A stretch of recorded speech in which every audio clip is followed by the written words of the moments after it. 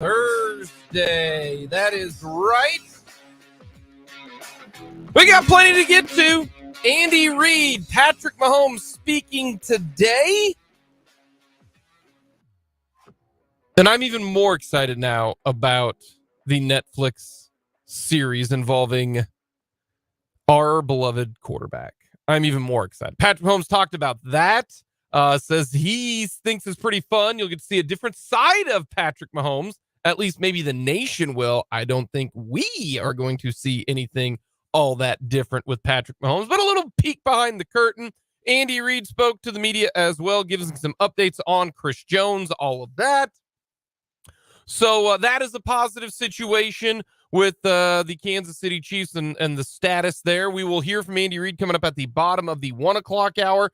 And then we will hear from Patrick Mahomes, who spoke. Maybe it's the longest he's ever spoke. Yeah, he went really long today. Like 17 minutes. Yeah. That's a long time for Mahomes to speak. No, it is. He's feeling good. He's got a golf match coming up with Travis Kelce. Yeah. Gonna cook the Splash Brothers. Or Smash Brothers. Either one works. I'm just thinking of Super Mario or Super Smash Brothers. Yeah. Apparently, Travis Kelce, golf game, not like my own in one way, in that he can't hit it straight. Mm-hmm. Not like mine, in that Travis Kelce can apparently hit it far. Yeah, hit a long way. So we will hear from Andy. We'll hear from He, Pat. not me in that aspect. We'll talk some Chiefs. We will get a little U.S. Open from L.A. Country Club, which is smack dab right in the middle. It is a pretty elite group to be a member there. The Playboy Mansion just off hole 14. Apparently you can hear the monkeys, former Hugh Hefner, and his zoo. So we'll get to a little U.S. Open. Talking about a little nugget there about the monkeys that are near hole 14. They wouldn't let Hugh Hefner be a member. How about that? Interesting. So lots to get to. Lots to get to. We said yesterday that we would not discuss a certain baseball team if they ended up on the losing side of things. And we are going to do that. We are not going to discuss a certain team because, Fulton, they've had 9 straight off days where they didn't really get it done. So we're going to take an off day from them. Oh, well, that was the plan. We're not going to talk. We're not going to talk about the team that is terrible. We are going to talk about an individual because we did not know this information when we signed off at 3 o'clock yesterday. It's literally dropped at the top of the 3 o'clock hour after we were off the air. About 3:30. Yeah. Yeah, give or take. Yeah. We're like 3:15, 3:20. So either way, we were off the air. We are going to address we have to. That issue, and then we will no longer discuss a specific. I haven't said their name. Have you noticed that? It's like a swear jar right now. I will say this in regard to what we're doing today. I say this as one of, I'm not going to act like I'm the only one, as one of the more caring people when in regards to this franchise. Mm-hmm. It's unhealthy. If you are like me in any ways, if you're listening now and you're similar to me in how you feel about this team, take a break. I did it yesterday. Like I told Jake this. For the first time ever, I've turned a game off mid-game. You almost said the team's name there. I almost did there. I'm trying to keep it up here. No.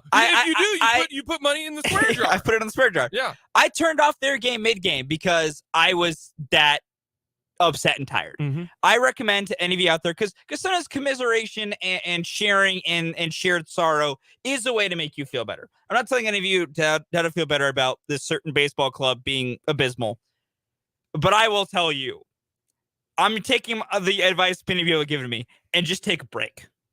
We're going to talk about this a little bit, but then just take the day and take a break. We're not going to talk about a specific team. We're going to talk about an individual. Yeah, on their team that now... Yes. He's going to play the rest of the year. It was a little grim. Sucks, man. It was a little grim when Vinnie Pasquantino went on the IL, and you're like, what's kind of going on? Well, come to find out. Got more grim when JJ Piccolo said he's still waiting MRI results and it's not looking good. But are you ready for this? I'm taking the opposite approach. It's not grim.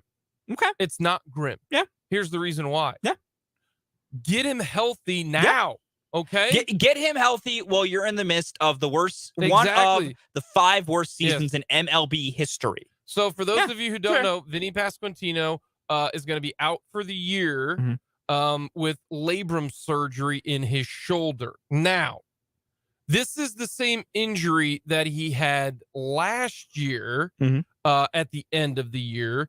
Thought that they could do the rehab portion of it, and it did not work to the tune of the last really week that he has struggled. Because I want to say he was in a slump's been about 2 weeks. It was 2.5 weeks. The last week. Oh, it was truly bad. Like it was truly just goodness gracious.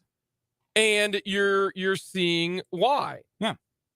No, this is the same thing last year, and the positive sign is this is not his throwing shoulder. This is an injury to his non-throwing shoulder, but it's his lead shoulder when he bats, which can affect a myriad of things here. But yeah, the positive spin on this is he had this injury last year to his right labrum, and they just rehabbed it, came back and hit well, was fine all spring, and then it's been re-aggravated, and now they're getting it fixed. And the positive part is, well, if it's bothering for 2 straight years, get it fixed. Hopefully it never bothers him ever again. Because when he's not dealt with this, he's been awesome. Well, if you look at it's been amazing. For this year, my bold prediction was that Vinnie Pasquantino was going to be a top 10 MLB hitter. And he essentially was that up until the last couple of weeks. If you look at his last 6 games, and this is when the Royals shut him down, his last 6 games, he was 1 for 21. Also, you need to put some money in the swear jar. What'd I say? You said the name. No, I didn't. Did I really? I will go back to the ear trick if I had to. Money in the swear jar. Dang it. Anyway, you were correct. You were correct. This is a fun bit for today. He was 1 for 21. Yeah. And so you take out that 1 for 21 aspect of it, and Vinnie Pasquantino for pretty much this year, Vinnie Pasquantino is on base percentage of 250, batting average of 280, slug of 500. Yeah. So you're looking at his OPS is over 850, and which is tremendous. And a second year guy. That's what you were getting from Vinnie Pasquantino. That is in 50 games, Vinnie Pasquantino had 25 extra base hits. That's an extra base hit every other game. Plus he's walking 20 times in 50 games. So that's why you get this done now. The team that he plays for is terrible. So get it done now. Get it done now. There's nothing else to do. So the biggest question is, can he come back and be the same guy? Yeah. Is this like Ronald Acuna jacked up his knee? Tears the ACL. That thing's not looking great. Is he? It took him an extra year because he wasn't the same guy last year. But then this year, he's back. He's all the way back, baby. So can he come back and be that guy? Because it's his non-throwing shoulder. And let's be honest, first baseman throwing the ball doesn't matter. It doesn't. Not as much as other positions. No, it doesn't. And that case in point, also, we've seen this a few different times in the game of baseball. Run on the first baseman because normally they can throw. Yeah. Shout out Lucas Duda. Shout out Lucas Duda. But also, Vinnie Pasquantino's airmailed a couple of them. Well, and more importantly, I mean, Vinnie Pasquantino is more of a DH than first baseman than anything else. But I don't care about throwing if you're a first baseman. Well, yeah, no, I get your point. Matter. No, I do. Can you pick it and can you field it? That's all that matters. So, can he come back? In modern medicine nowadays, outside of maybe microfracture surgery or backs, that's why I say the back is the most. If something is wrong with your back, that's concerning. Yeah. Perfect example, Mitchell Schwartz's back basically gave out on him. Yeah. Your back is number 1. Feet are number 2. Yeah. Okay. And then I guess I should say this is probably number one, to be honest with you, but your head, Yeah, obviously. concussions and whatnot. Yeah, that's its but own. those are the two things, like everything else is pretty. And then I might throw hips in after that. Yeah. But elbows, knees, and toes. Yeah. Not a big deal. To kind of extend upon that a little bit, I mean, for a while, Tommy John for pitchers was considered a curse. Like, if you had to get Tommy John, you're cooked. Yeah. And now we've seen we've made such advancements in the surgery and the rehab that guys can have TJ and they're back. And, it takes a while to recover. It takes the year to recover. But, they can come back stronger than ever. And Vinnie coming back is going to be interesting. There's not a lot of, labrum surgery is not like this ubiquitous thing that we see a bunch of guys do. A friend of the program, David Lesky, did put this out yesterday when it was announced that Vinnie was going to have surgery. And this is from Davis. This quote, "This is probably mentioned, but just an anecdotal note regarding return from surgery on a torn shoulder labrum. Josh Young, who's plays for the Rangers, had the surgery last year and has come back this year hitting 284, 338, 500. To a T, they had basically the identical injury. Yeah. They're technically, I think, to two different shoulders because they bat different sides. But it's still, for both of them, their non-throwing shoulder and their lead when they bat. Identical injuries. Josh Young is tearing the cover off the baseball. As long as this is done right and there's no, we got a caveat, as long as there's no complications and all those different little factors that are nuanced to every injury, Vinnie should be fine. Yeah. This is not an injury that you're guys don't come. No, guys come back from labrum surgery. And as long as they have no setbacks, they're good. And so when I look at this, it's, hey, now he can start fresh. Take the rest of the year. Get your surgery. I believe the plan is to get it done sometime this weekend or next week. But get the surgery done. Take your time on the rehab. Do not rush him back. If for whatever reason, for sure he's done, it's he could come back for 3 weeks in September. No. I don't care. No. Why? Well, listen to my point. Okay. I'm not I'm saying don't rush him. But if it's literally everything lines up and Vinnie wants to be back, the doctors say he's clear, everything, give him 3 weeks of at-bats just to see, keep his swing timing and everything and get him some work. Now, if it looks like he could do with a few more weeks, then give it to him. My big point is do not force him to be back this season. No. Plan for him to not be back this season. But if for whatever reason it all works out and you could find some sort of benefit, if that benefit's just he gets to face some big league pitching to end the year, to get back into his groove a little bit, to lead him into a more productive offseason, because there is something to, I got a few weeks to get my swing going in actual in-game play, and I kind of have some ideas for the offseason now. That is worth it. That's legitimately worth it. Only this. Yeah. Only if he plays every other day. I'm cool with There's no point in playing him back to back. You see what I'm saying? I get your point. And that's why I overall wanted to put it in the realm of if it all lines up perfectly to where there is no risk for re-injury, no risk for re-aggravation, then do it. But if there's even a smidgen of a chance that it's a little soon, just shut him down. So get him on the Hunter Dozier schedule where you play every third day. That's the only time you'll ever hear me compare Vinnie Pasquantino. It's the only proper time. So. And it's just, that's a bummer. It was a bummer that we don't know how long Salvador Perez might be hurt because he took a pitch off the hand yesterday and immediately came out of the game, because we're getting a Buddy Bell season right in front of our eyes. Every time someone goes, this has got to be it, right? No. So all of you also, stop saying this is it. No. It will get worse. Yeah. This is a year from the depths of insanity. Hold on. We don't know if it will. But it always can. There you go. It's always can get worse. What is happening right now is they are like a Chili's chips and queso. It's bottomless. There's...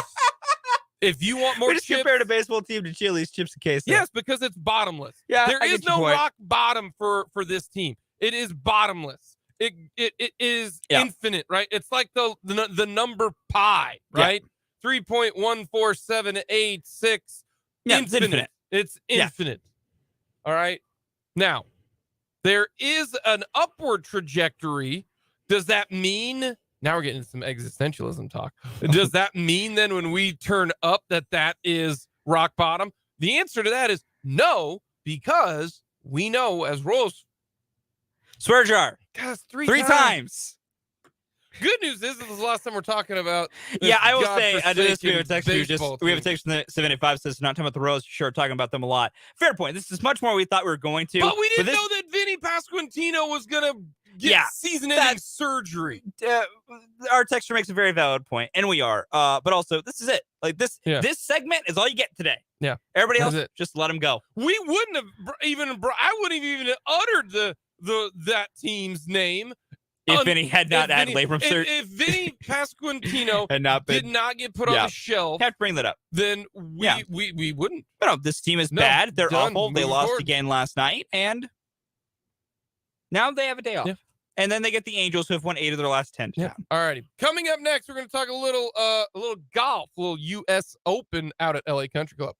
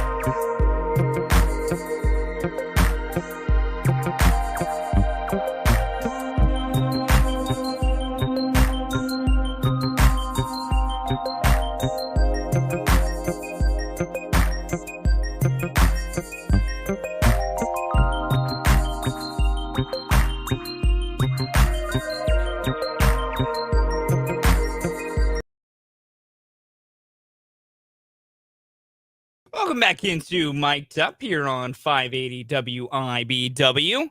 The U.S. Open going on right now at the Los Angeles Country Club out in good old L.A. Not a lot of high scores being posted early on. There's a currently 3-way tie for the lead between Jacob Solomon, Dylan Wu, and Xander Schauffele, all at 3 under to kick things off at the U.S. Open out at the Los Angeles Country Club. How much do you like the U.S. Open, Jake? It's my second favorite golf tournament. Really? I assume the Masters is your first. Yeah. The U.S. Open's great. Which makes this one so much fun. Is the location. It is smack dab in the inner city. Like Wilshire Boulevard runs through it. It's technically 36 holes. They're playing the north side. Okay. And if you want to talk about, prestigious courses and clubs, like this is a lot like LA Country Club is a lot like Pine Valley or like Seminole. You just don't get invited. They don't want you. Like Tom Brady couldn't get invited to the country club where they had the U.S. Open a couple years ago. Or last year. The country club, when Fitzpatrick club, they wouldn't let him. You're too famous. We don't want your kind. LA Country Club is very similar. Wow, really? A golf country club being selective on who gets to be inside their country club. I'm really surprised about that. And this is one of the more Mm-hmm. Local flavor here, or just as we're looking stuff. GW, Gary Woodland, even through his first 8 holes. The winner of this golf tournament will be 5 under par. Okay. The winner. I'm not saying you're wrong. You have much more knowledge about this than I do, so I always defer to you. I just want to point out, last time you said something like this, it was very off. What ended up winning? Kepka won it, right? Kepka won like a 12 under, I thought. But if you look, there's a lot of high scores. That term is all I was trying to say. Hold on. Now I think that didn't start happening until later in the tournament. But hold on, Kepka won it with a score of. No, I wasn't that far off. I said it was going to be 6. I said it was going to be 6 under, and the winning score was what? 9 under. You want to know who finished? I want to go back. Oh, no. I want to go back to the tape because I feel like for that particular tournament, you were to make comments of like, I don't know if anyone's going to win this finishing, No, I said somebody would win it in red figures, but I said it was going to be, I thought it was going to be 6 or 5. Okay. Kepka won it at 9, but Scheffler and Hovland finished at 7. So it wasn't far off. But in this course, what's interesting is this is not a long course. Yeah. A lot of short holes, but some interesting ones. This will be a fun tournament to follow. I think so. It really will. Be interesting to see if Kepka, a lot of people like Cam Smith, because of the way it's set up, you have to be really good around the greens. Mm-hmm. You cannot bomb and gouge this course because of how thick the rough is going to be.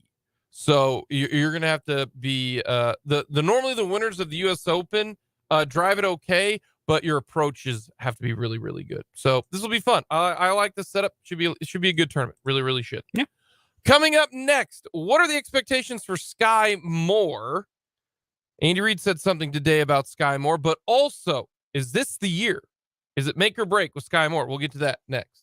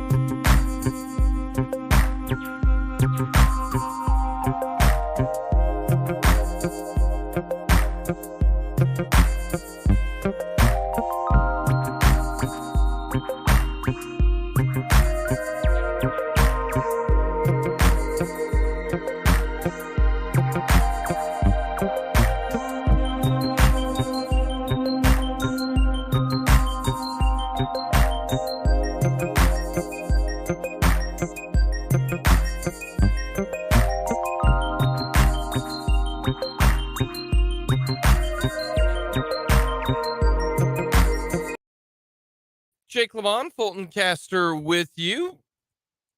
Let us know your thoughts. Hit us up on our text line, 785-272-9429. Check us out on YouTube. Go to youtube.com/sportson580. Very easy to get in touch with us. You can let us know your thoughts on the Fleming Place Wine and Spirits phone line. Got a lot to discuss today. We will get to some more Chiefs news and notes about training camp or mini camp. No practice day, just the conditioning test. I'm a little bit bummed, and Andy Reid's really good at this. He's really good at kind of skirting some of the questions. But one of the questions that was asked to Andy Reid was the conditioning test. And even Mahomes brought up, I'm still kind of huffing and puffing from the conditioning test. And someone asked him, what is the conditioning test? And he didn't give specifics. Yeah. Yeah, it'd be fun to know. What was your conditioning test like? I know we're going back in time a while about this, so it's probably very different, but what was your conditioning test? So everybody's conditioning test is different. What we did was you started at the goal line. All right? Okay. And then you went to the 25-yard line. And you had to touch the 25-yard line, either with your hand or with your foot. Didn't matter what. Okay. So you didn't have to for sure do the foot on all the way down, slap. No, you just had to touch it with your foot. So, and then you touched it and you went back to the goal line. Okay. Had to touch it. That's 50 yards. Okay. 25 down, 25 back. Okay. Yeah, 50 yards. You did that, okay, 6 times. You had to do it 300 yards. Okay. You had to do that for 300 yards. All right. And then you got I think a 5-minute break, if I'm not mistaken. We did 5-minute break. And then you had to do it again. Okay. And then each one is timed. Yeah. All right. And for each specific position, you had the conditioning test number. So like wide receivers, you had to average 56 seconds. Okay. Okay. So what we're talking about here is this isn't like running a mile. This isn't even running, an 800. This is running kind of like a 400, right? Quarter mile, 300 yards. And I had to get it in 56 seconds. Okay. So you ran your first one, and then there's some strategy involved in this. Do you run your first one all go out? Yeah. And then you get 5 minutes to relax. And then you have then you start, like, they count it down. You get up there, they'll be like, my nickname in college was Stilts. Yeah. Stilts, you got 20 seconds. Get on the line after your first one. So you're kind of, okay, I'm feeling good. I'm ready. And then they'll say 3, 2, 1. So it's exactly 5 minutes. Yeah. And then they say go, and then you take off and you do your second one. You have to average 56 seconds if you're a wide receiver. I think it was 56 for wide receivers and corners. I want to say it was 58 or 59 for running backs. 61 for quarterbacks. And then, quarterbacks and linebackers are 61 or 62, maybe 60. I don't remember. And then O linemen were like 68. D linemen were the same. Yeah. So you had to average them. And you had to kind of, all right, what's the strategy? Do you go out in like 50 and run it in 50? And then if you run it in 50, you could technically dog one of them a little bit, not fully, but like the next one, because then all you have to do is run that one in, 62. Yeah. You know what I mean? Now, not to push it as hard. You don't. So there was some strategy involved in it. And so did you ever get close to failing your conditioning test? Did you ever get right up to the line? I once averaged 56 right on the button. I never failed it. Good job. And I was built for this because I got long legs and a long stride. I was say you're a long strider. Yes. And so what you do is you just super stride it out.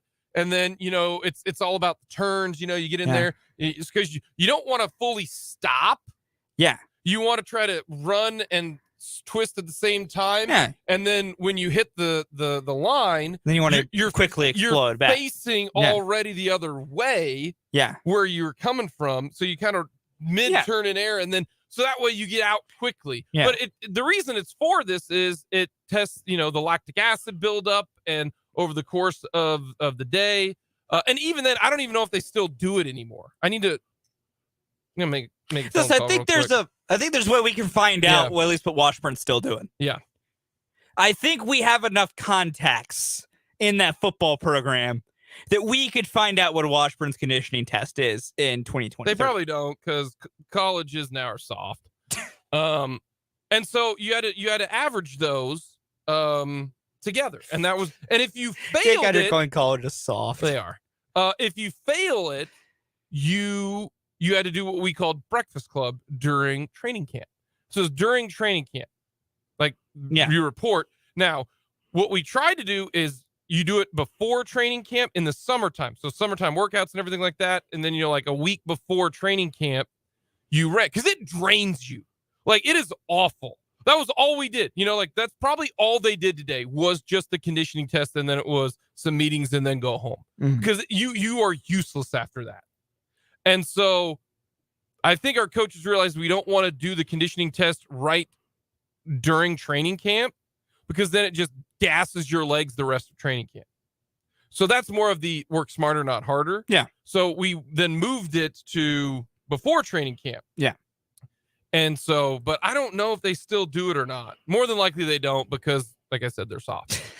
So, but yeah, never failed it. It worked out well. It sucked. It was absolutely awful. I never scheduled anything the rest of the day, because you did your conditioning test, and then they were like, all right, you can go home. And you just went back home and laid down for the rest of the day. We laid down for the rest of the day, and then, drank beers at night. So, because that was like the end of the summer workouts. Yeah. So nice little celebration at the end there. Nice little celebration. Try to celebrate when none of your legs work. Yeah. But it was funny because you had people lock up. I mean, we're talking full on body cramps that you couldn't even move. And it's to the point where if you would watch it, you'd watch some people, they would, during their second one, they'd be like 150 yards left, just like 3 down and backs, and they're walking. They cannot put their leg in front of another leg without pain. Like, some people quit. Like, you can always tell people passed it or not. If you didn't pass it, you didn't really try in conditioning. It's pretty simple. But I want to know what it was for the Chiefs. If the Chiefs are still doing it, every college should do it.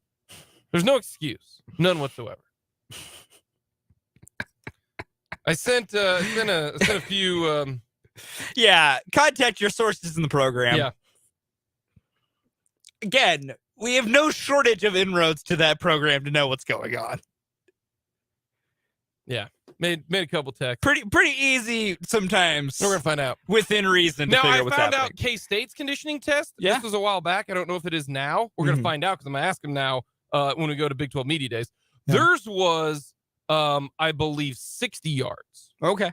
Because they would do it 60 and back is 120, and then 60, that equals out to 300. Yeah. So they would do 60 yards is what they would do, I think. Or maybe it was 50 yards. Maybe it was 50 yards. Yeah. But that's what they did, which is a lot easier because it's less turning. Yeah.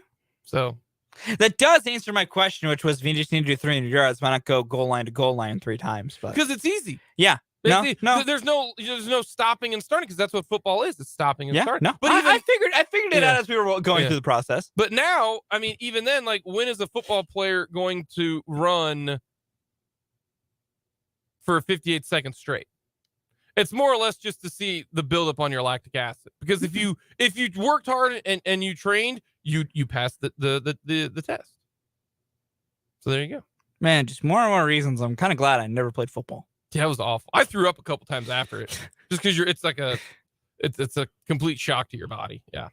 Yeah. Worst thing I ever had to do was run foul pole to foul pole, and I still hated my life because I've never been a big cardio efficient guy. Never really been like a massive I can run for forever. Mm-hmm. Never. Yeah, I remember the times I was asked to run foul pole to foul pole, and I wanted to die.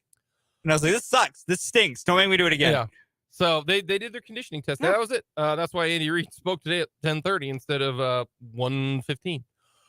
Alrighty.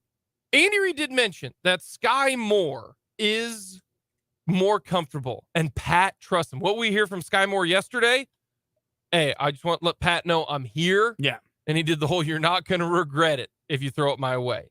And that's what Andy Reid basically said today as well. So my question is this year for Skyy Moore in this system, is this what he's going to be? How often, Fulton, in the NFL does a wide receiver all of a sudden explode onto the team or to the field in numbers after two mediocre or below average years? Not often. Last year, even Skyy Moore said, that was kind of a learning year, and that's understandable. Mm. The Chiefs, this was a redshirt year for Skyy Moore last year, okay? But what does he do this year? He's going to be featured a lot more. There's no Juju Smith-Schuster.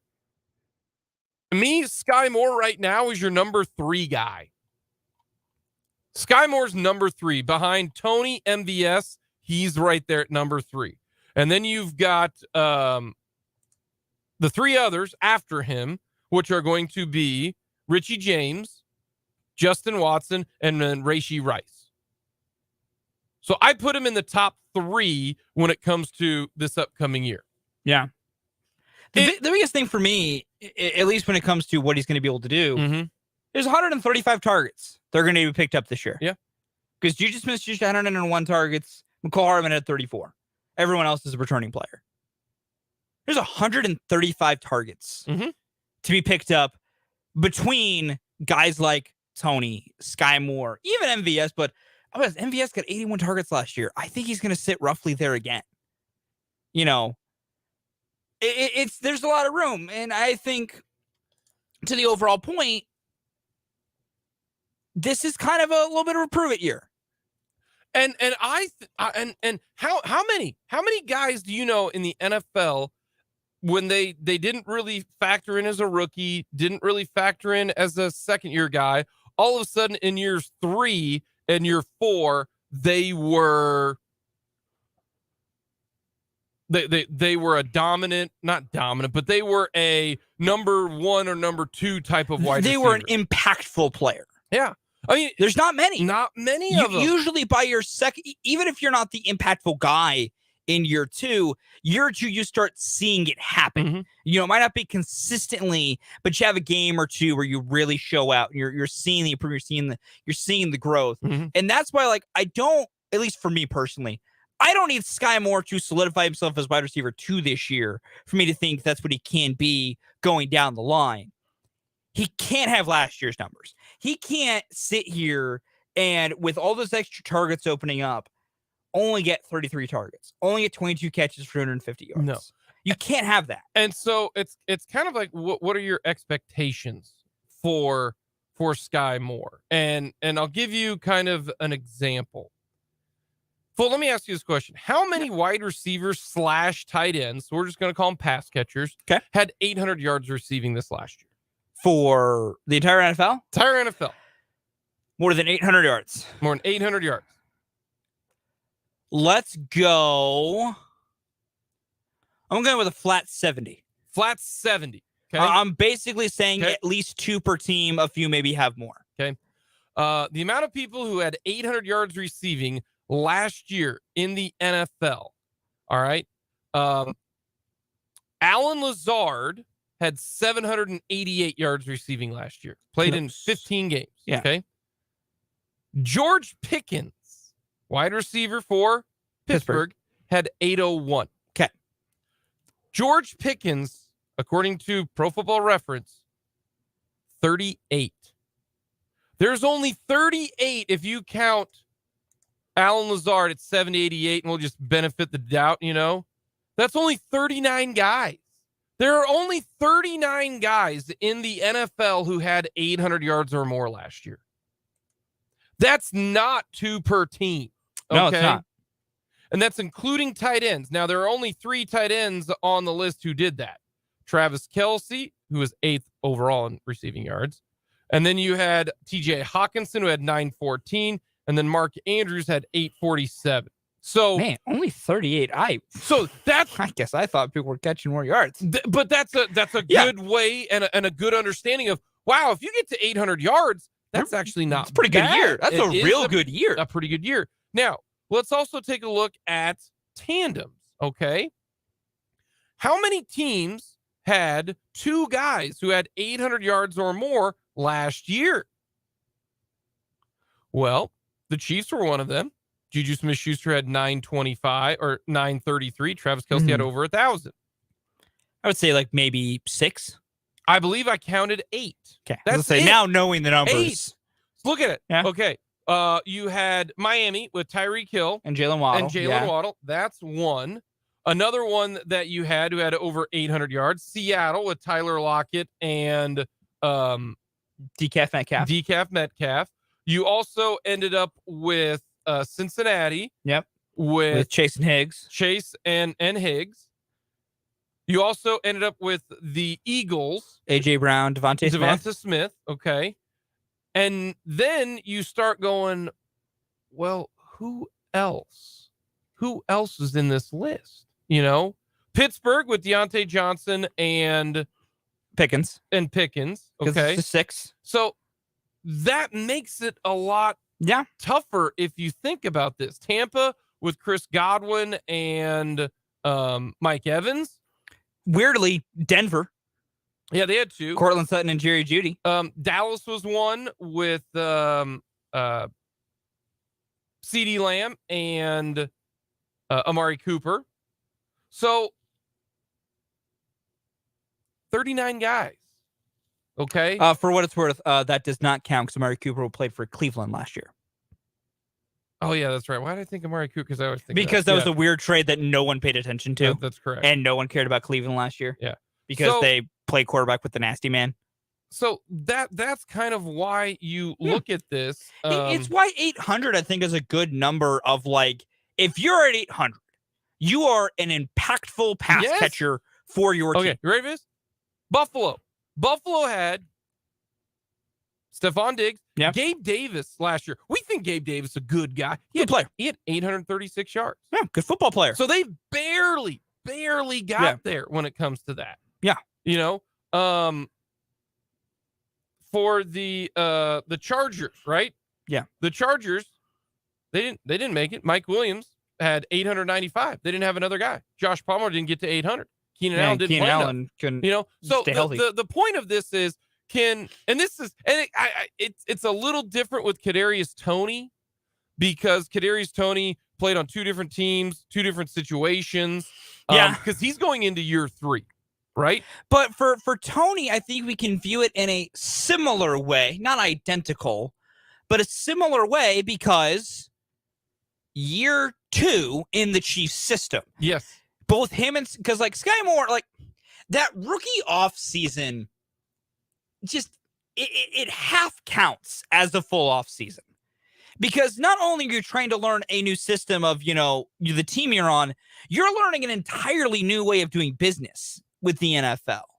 You're going through an entirely new process, an entirely different way of doing training camp, an entire way of how your off season is structured and what you're required to do. And rookies sometimes do these extra things to where I almost call this Moore's first true offseason. Because also you get the benefit of now you've played in the NFL. You played a season in the NFL. You know what at least you think didn't work from year one to adapt into year two. And Tony's similar. In if Tony play now, some of this is health related. We understand that. Oh, incredible! Especially Kadarius Tony. But if Tony, if he plays in 15 games and doesn't put up numbers, then that matters. You can almost say, okay, he's not going to be a number one, but you've got Kelsey, you've got your number one. Okay, we look at as pass catchers. Kelsey's one. You know, it was funny. George Kittle was on a podcast. I think it was the Ringer podcast with Kevin Clark. And he asked them, because it was kind of fun, he started asking questions. How many wide receivers would you take in front of Travis Kelce this upcoming year? How many wide receivers would I take in front of Travis? If you were drafting pass catchers, how many are going before Travis Kelce? Off the top of my head, without debating it heavily, 3. Justin Jefferson. Yep. Devontae Adams. I didn't even think about Devontae Adams, but yeah, I'm changing my list as I go through it. Yeah, Jefferson, Devontae Adams, and then either Tyreek Hill or Jamar Chase because of what they can bring. Exactly. But outside of that, no. Travis Kelce is, and that's what we always try to point out. He's your number one. Yeah. Can you find 2 guys that can get near 800 yards? That should be the goal for the Kansas City Chiefs. So keep that in mind. Coming up, we'll talk more Chris Jones. We'll get into Everyone Loves the List, and we'll hear from Andy Reid.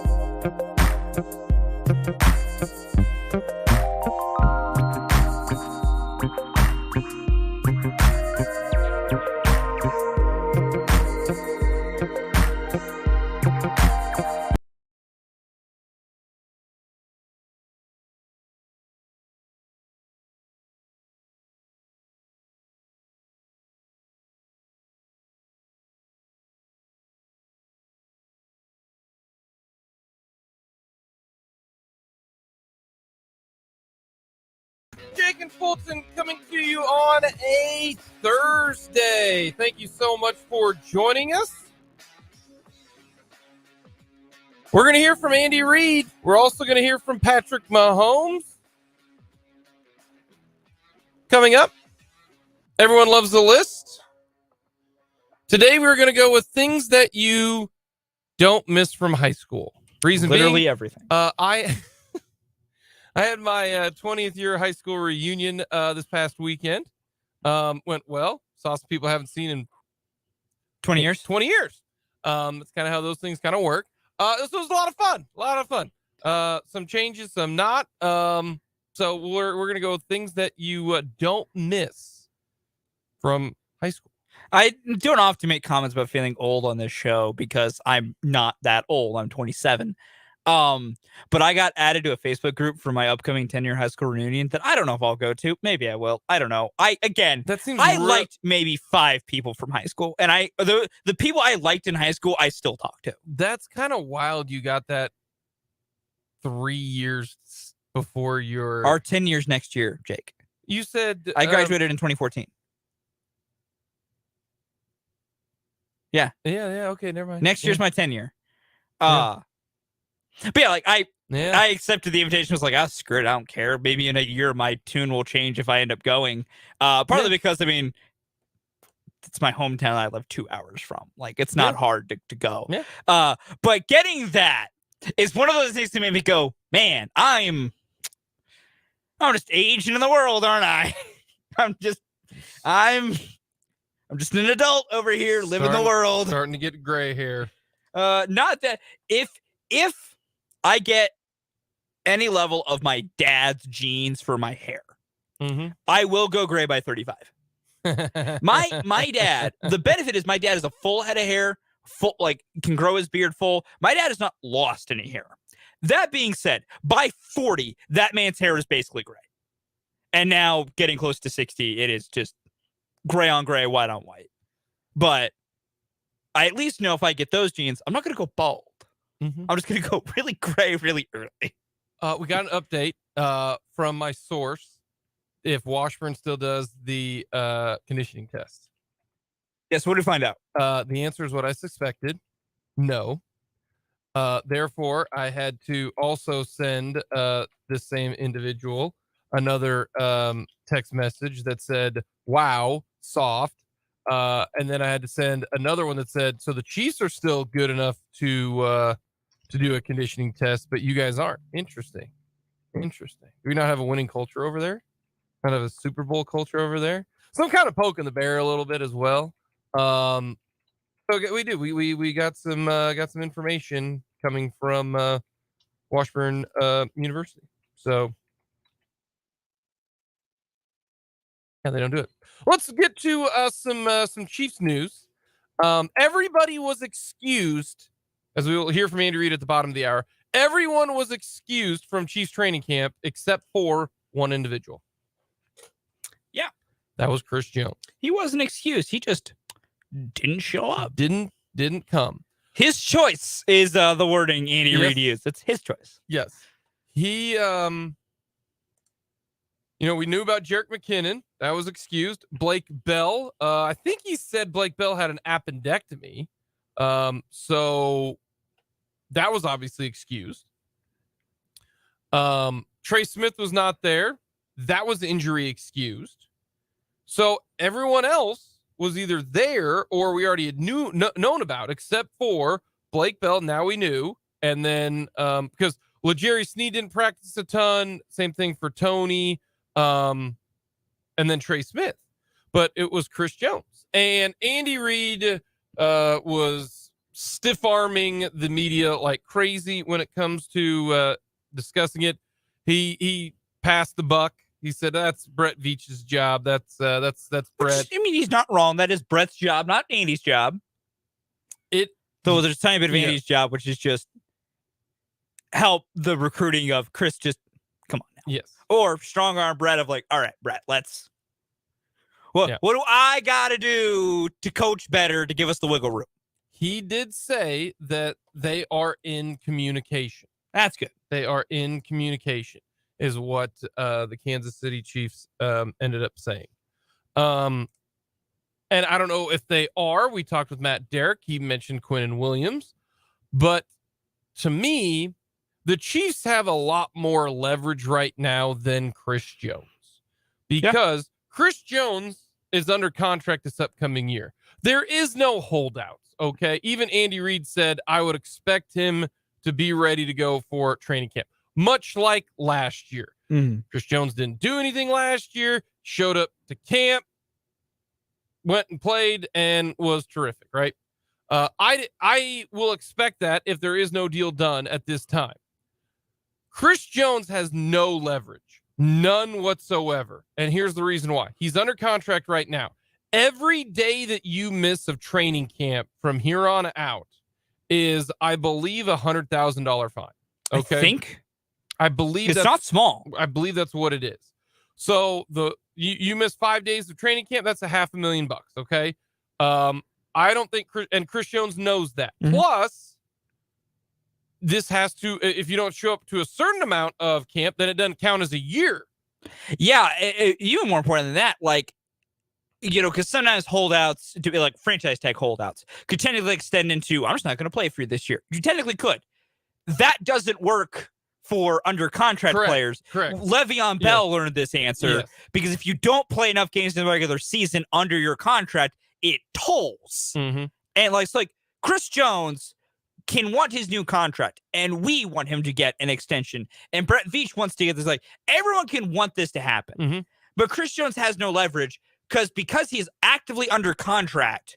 He has to play football this year for the Chiefs. If he just wants to get to the simple fact of you get to be a free agent next season, you have to show up to work this year. Exactly.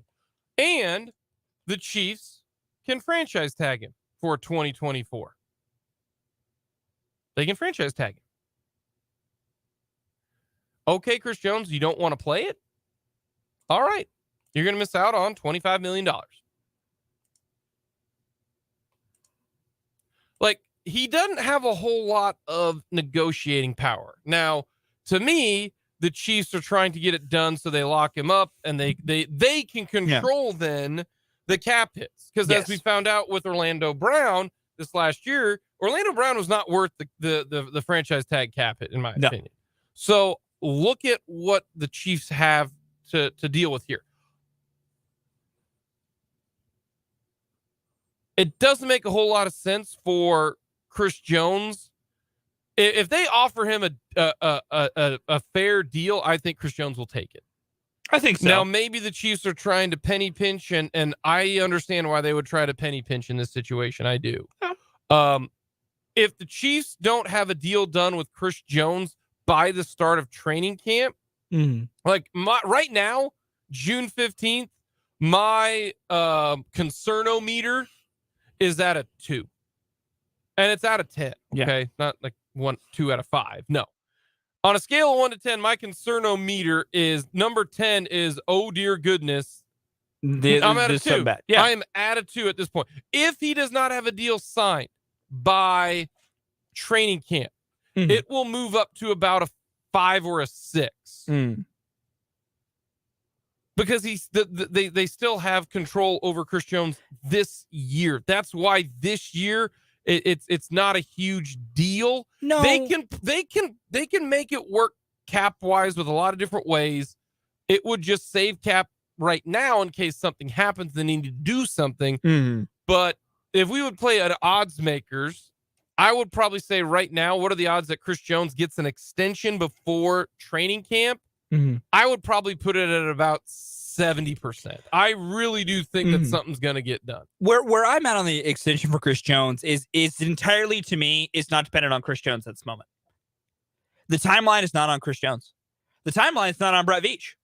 The timeline for Chris Jones getting an extension is not reliant upon any individual member who is connected to Chris Jones or the Chiefs organization. You need to look to the East. You need to look to the Northeast. You need to look to the New York Jets. That is what everyone's waiting on. Because Quinnen Williams is also getting paid this summer. And Chris Jones and his camp are not going to take a single deal until Quinnen Williams' deal is announced. Because what I think it is now, they're going to wait. So Quinnen Williams gets paid. We will now know the entire new defensive tackle market because Quinnen Williams is the only other guy not named Chris Jones yet to get paid this offseason. Quinnen Williams didn't have the opportunity to show up or not show up because the Jets, they canceled training or mandatory minicamp. And the reason why they did that is they're in the Hall of Fame game this year. Yep. So the Jets have to report to camp a week earlier. Yeah. So they just said, we'll just put it, we'll just do that stuff. So, but yeah, like that's what they're waiting on. This entire waiting game we're at right now, Chiefs fans, if you want to get this done, start calling the Jets. Start ringing up our friends in the Northeast. Because Chris Jones is not going to agree to any contract until the Quinnen Williams deal is announced. Because the last thing Chris Jones or his camp wants is to agree to a deal to be the second highest paid defensive tackle, because Chris Jones understands there's the Aaron Donald contract, then there's the rest of the defensive tackles. That's a smart man right there. He wants to be the lead of everyone not named Aaron Donald, which is deservingly so, because last year he was the best defensive tackle in the NFL. And going forward, we can continue to have the debate on whether it's Chris Jones or whether it's Aaron Donald. But there is no way Chris Jones is going to take a deal and then have Quinnen Williams be paid more than him. There's no chance. And so we have to do all this waiting until Quinnen Williams gets paid. Because what they're going to do is going to see what Quinnen Williams gets paid, see what his guarantees are, see what his total value is. And then it's like, all right, Chris, here's a little bit more money than Quinnen. Quinnen goes from second to third. You now become second. Let's all move forward. Kumbaya. And so my concern on meters is 0. Because I don't like a veteran not showing up to minicamp is such low on the radar for me. Like, I got you. Unless it's like public squabbles, but like this isn't the Chiefs and Chris Jones aren't really fighting. Like, we all know that this is a contract holdout kind of thing, and Jones is using this kind of negotiating tactic. But there's no bad blood with Chris Jones. Chris Jones doesn't dislike Brett Veach or the Chiefs organization. The organization has no bad blood with Chris Jones. This is just an extended period. You know? So when vets don't show up and this is the first real sign of like, oh, wow, they're taking this thing down, it doesn't spark anything to me, especially because, to me, this is just all because Quinnen Williams hasn't got his deal done. Now, if Quinnen Williams had his deal done by now and we knew every defensive tackle's number, maybe then I'm a tiny bit more concerned because then I go, all right, we know what numbers we're playing with here. But because we don't have the Quinnen Williams deal, we don't have all the numbers, we don't have all the data. When you don't have all the data, you can't expect anyone to do anything. Like, it's crazy to me for anyone to think Chris Jones is going to take a deal before Quinnen Williams does. That's just not going to happen. And so my concernometer will start to rise at training camp because either Quinnen Williams himself will have a deal at training camp, and then we're now waiting on Chris Jones and them to make their deal, or Quinnen Williams still doesn't, and then I go, all right, how long is Chris going to be willing to wait this whole thing out? But until training camp, I'm at a 0, man. It's just Quinnen will get his done, and then Chris will get his done, and we can all go home. That's where I'm at personally. Does Quinnen Williams, is his kind of the same situation for I believe he's on the last I believe he's on the next to last deal of his rookie contract. So he's in year 3. That's what I'm gonna look up because I'm pulling him up. I believe the year after this one is his 5th year option. I think. Oh yeah, so they can extend him at any point in time. Yeah, like he's on that kind of a set. But he's definitely is now eligible for extension, and he's really good. Yeah, Quinnen Williams. No, this is his 5th year option. He is a free agent after this year. He is in the exact same boat. Yeah, you're right. He is in the identical boat of Chris Jones. Yeah, they're both in the last years of their current contracts. Wow, Quinnen's been in the league longer. I really thought he would have been in the league this long. But yeah, no, this is his 5th year option that he is on right now. He is making $9.5 million this year. $9 million, which isn't for how good Quinnen Williams is a steal. Yeah, that's why that kid's so good. Draft pick. Yeah, but that's why that kid is going to be the 3rd highest paid defensive tackle. Because as far as young defensive tackles go, Quinnen Williams is the best young defensive tackle, easily, and it's hands down, and it's not a debate, in my opinion. But yeah, they're in the exact same boat. Chris Jones and Quinnen Williams are in the exact same boat of guys in the last year of their current deal who would like to get extended and like to get paydays. And so Chris is just going to wait. And I do not blame him for 1 second. Wait. Don't go to minicamp. Show up to St. Joe. Just stay in shape, big guy. That's it.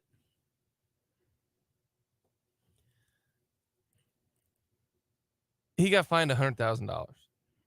Which to me, I'm like, oh, they live such different lives. That man just was like, I'm not going to show up for work for 3 days. It's going to cost me $100K. And he's like, yeah, okay.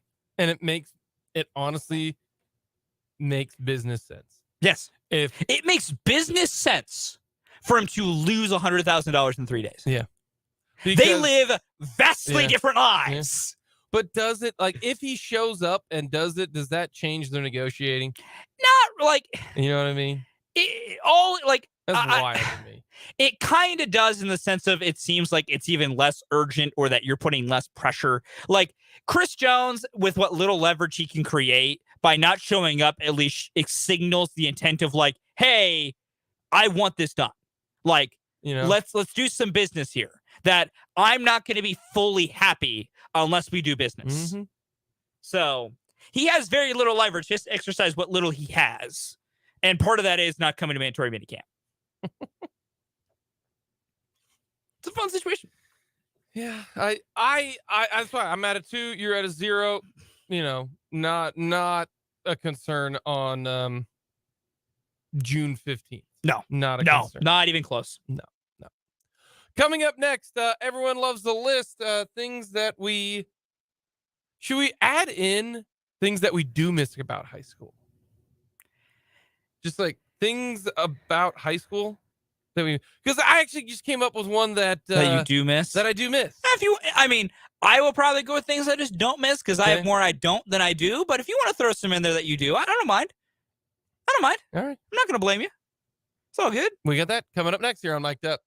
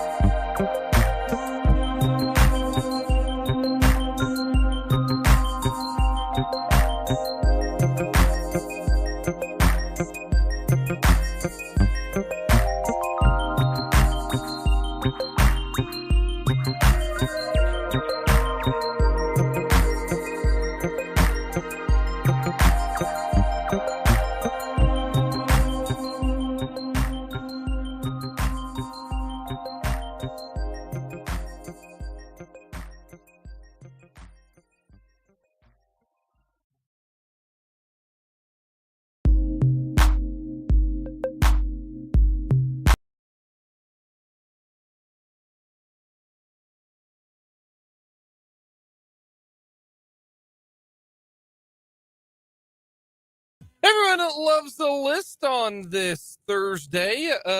In light of my 20-year high school reunion, we're going to go with things that you miss and don't miss about high school. Simple. Easy. Okay. Yep. I got a lot of don't miss on here. Number 4 for me, the one subject I'm glad I've never had to touch ever again, math. I'm not bad at math. I never really had issues taking the class. Most boring thing ever, and I hated it every year. I hate math classes. I don't enjoy them. I get no fun from them. As much of a stats nerd as I am, I hate math. It's a weird contradicting thing with me. I'm a stats guy, hate math. Number 3 is homework. Yeah. Oh, buddy, me and homework have never gotten along.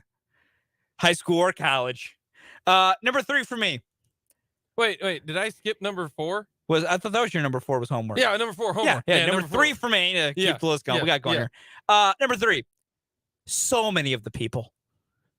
I liked a small percentage of the people I went to high school with. Some of them were very nice. So many of the people were just the most annoying humans on this planet. And I never want to go back just because I never want to talk to some of you idiots ever again. I'm not a people person, and I'll admit that. I didn't like a lot of them, man. They were just annoying people. Annoying, shallow morons. All right, number 3 for me, I went with stupid classes. Yeah. Like, just no, there's no point. There's no point in some of the stuff that we learned. None whatsoever. Oh, we need to be well-rounded. I get that, but some of it, no, you don't. That's fair. That's fair, brother. Number 2 for me, homework. Dude, I hate homework and busy work. I hate it so much. Number 2 for me, man, the drama. The good old I lumped that in with people. I lumped those two together. The drama. Like the drama stunk. See, to me, like, I didn't hate anybody in my high school. It was a lot of fun to see some of these people. It was great. I had a terrific time. Just the drama back then, you know, that aspect of it. Like, I feel the high school drama. Yeah. Shout out the Buffalo Bills. Number 1 for me, though, is pretty simple. Being up at 6:30 a.m. Monday through Friday for school. I'm not a morning person. It was the worst thing ever. See, I'm doing that right now. So that it's different for you. You ready for me? Yeah. You want to know what I miss? Yeah. You ready for this? Yeah. Number 1. Yeah. No question. And I did all 4 misses. Yeah. Because I was able to add in. Yeah. I put in their homework and stupid class. Number 1, very simple. Yeah. I miss high school sports. That's fair. I loved high school sports, man. I did it all. Yeah. And I'm bummed that I couldn't do 2 sports at the same time. Now you can do that. I would have done that. Fair. But man, I missed it all. It was a lot of fun. Coming up next, we're going to hear from Andy Reid.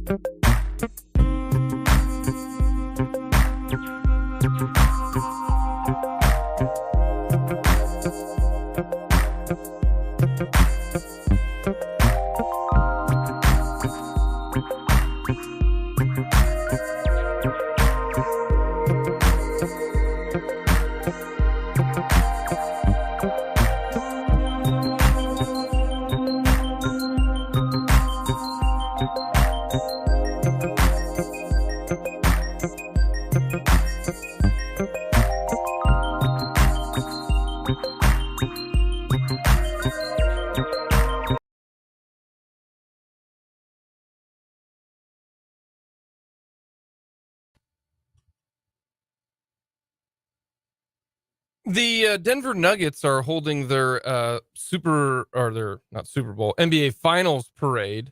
Not a sober human being in sight. And I just saw a video of somebody chucking a beer up towards Jamal Murray and Nikola Jokic. And Murray, it looks like it was directed towards Murray, and he wasn't looking for it. And then it hit off a shoulder and then ricocheted and then hit Nikola Jokic, his wife, in the face. I'm just glad it didn't hit his little girl. Why are we throwing beers up there, man? Come on. Listen, this is going to be just, I guess, the new thing we have to make clear. If you're at a parade and you got beer you want the guys to chug, get their attention. Yeah. Like, if they're looking at you and you go, hey, like, signal, like, get their attention, wave the beer. And if they go, all right, like, bring it on, then you throw. Do not throw unsuspecting beer cans. I thought we all knew this, but apparently we have to talk about it now. Jokic's daughter is the most chill baby ever. Just sitting up there, hanging out. Also, a little update, Christian Brown living his best life. Apparently cut the sleeves off his t-shirt, which is the most Christian Brown thing ever. Cut the sleeves off his t-shirt, has a bottle of champagne, King. Has the WWE championship Legend. belt. He is just living That's my rookie. This up. That just absolutely living it up. There you go. Man, I can't imagine it. Like, there's different, like, you see things happen in sports and you go, man, what would it be like to, like, be living that moment for a day? Being an athlete celebrating a championship in the parade seems like one of those things I would just love to do one day. I would just love if I could just pretend to be one of those guys.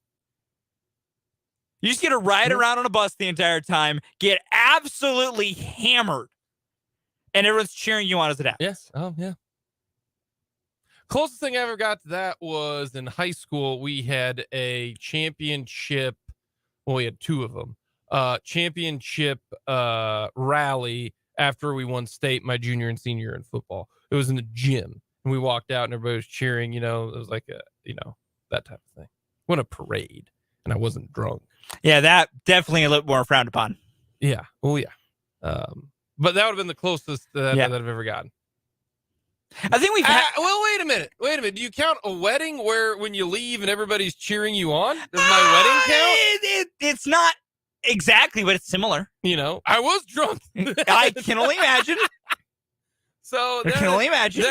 My wedding, you know, when we did that type of thing. So I don't know. Yeah. Maybe I can say that. I think we've had this discussion before, but would you go with the full ride on the bus the entire time move, or would you hop down and be amongst the people? I'd do a combo. Okay. Gotta do combo. Like, I feel like we had this exact conversation during the Chiefs parade. Got a combo. And I think I'm a combo guy too. I think I'm a walk amongst the people for as much as I can. But the minute I start getting a little wobbly, I'm just going up top to sit. Jokic up top the entire time. That is Good a man. Jokic move.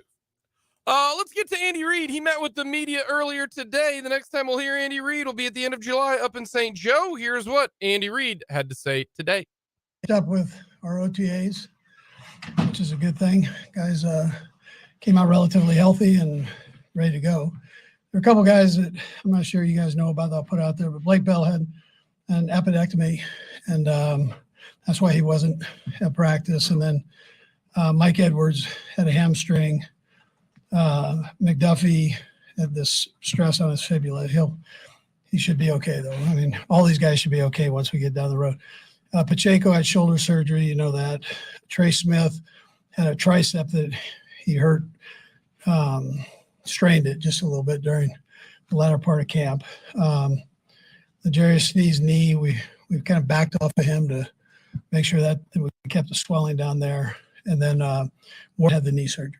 So those are kind of the primary guys that didn't work or worked just partially this camp here. But it was good to get the guys out there working. They pushed themselves. They challenged each other within the rules that were given here. So and it's a good foundation to take up to training camp. You know, they've got to maintain it here now for the next 4 weeks, but they'll do that. They'll take a little time off and then get back cranking and come back ready for camp. But we've got plays in we wanted to. The scheme evals that we did from last year were all covered, and we're ready to go. We just got to get through the next month here. So with that, time's yours. Andy, the injured guys you just mentioned, you expecting any of those guys to be ready to go when you? Yeah, most of them will be ready to go. I mean, there are a couple of them we just have to see on. So I'll get you that though day one when we get back. What were some of your biggest takeaways that you saw from some of the rookies and first year players that you had a chance to see doing? Yeah, I thought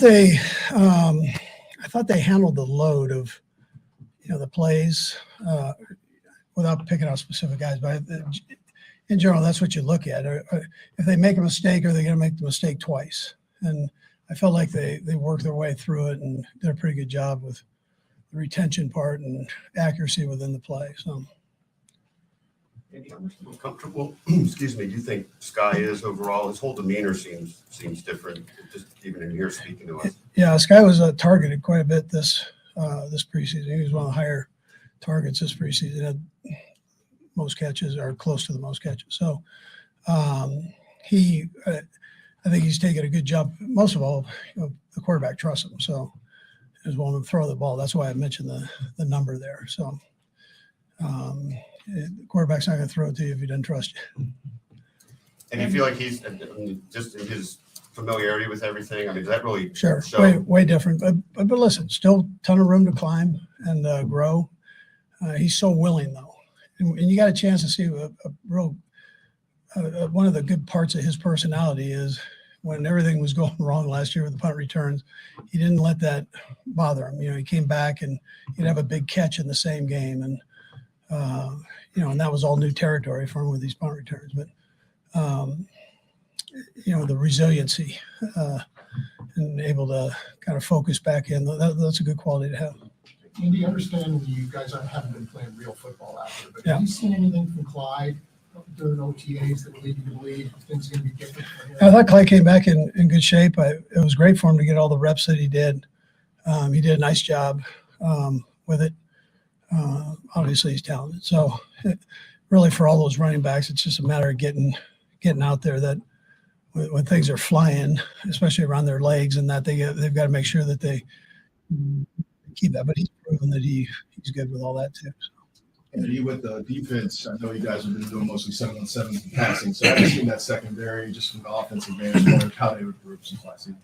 Yeah, they know what they're doing now, which is a big plus. This time last year, everything was new to them, and there were quite a few busts. You don't see those right now. They're sound what they're doing there, like the improvement that they've made. Coach, we just got through mandatory camp. You didn't mention Chris Jones.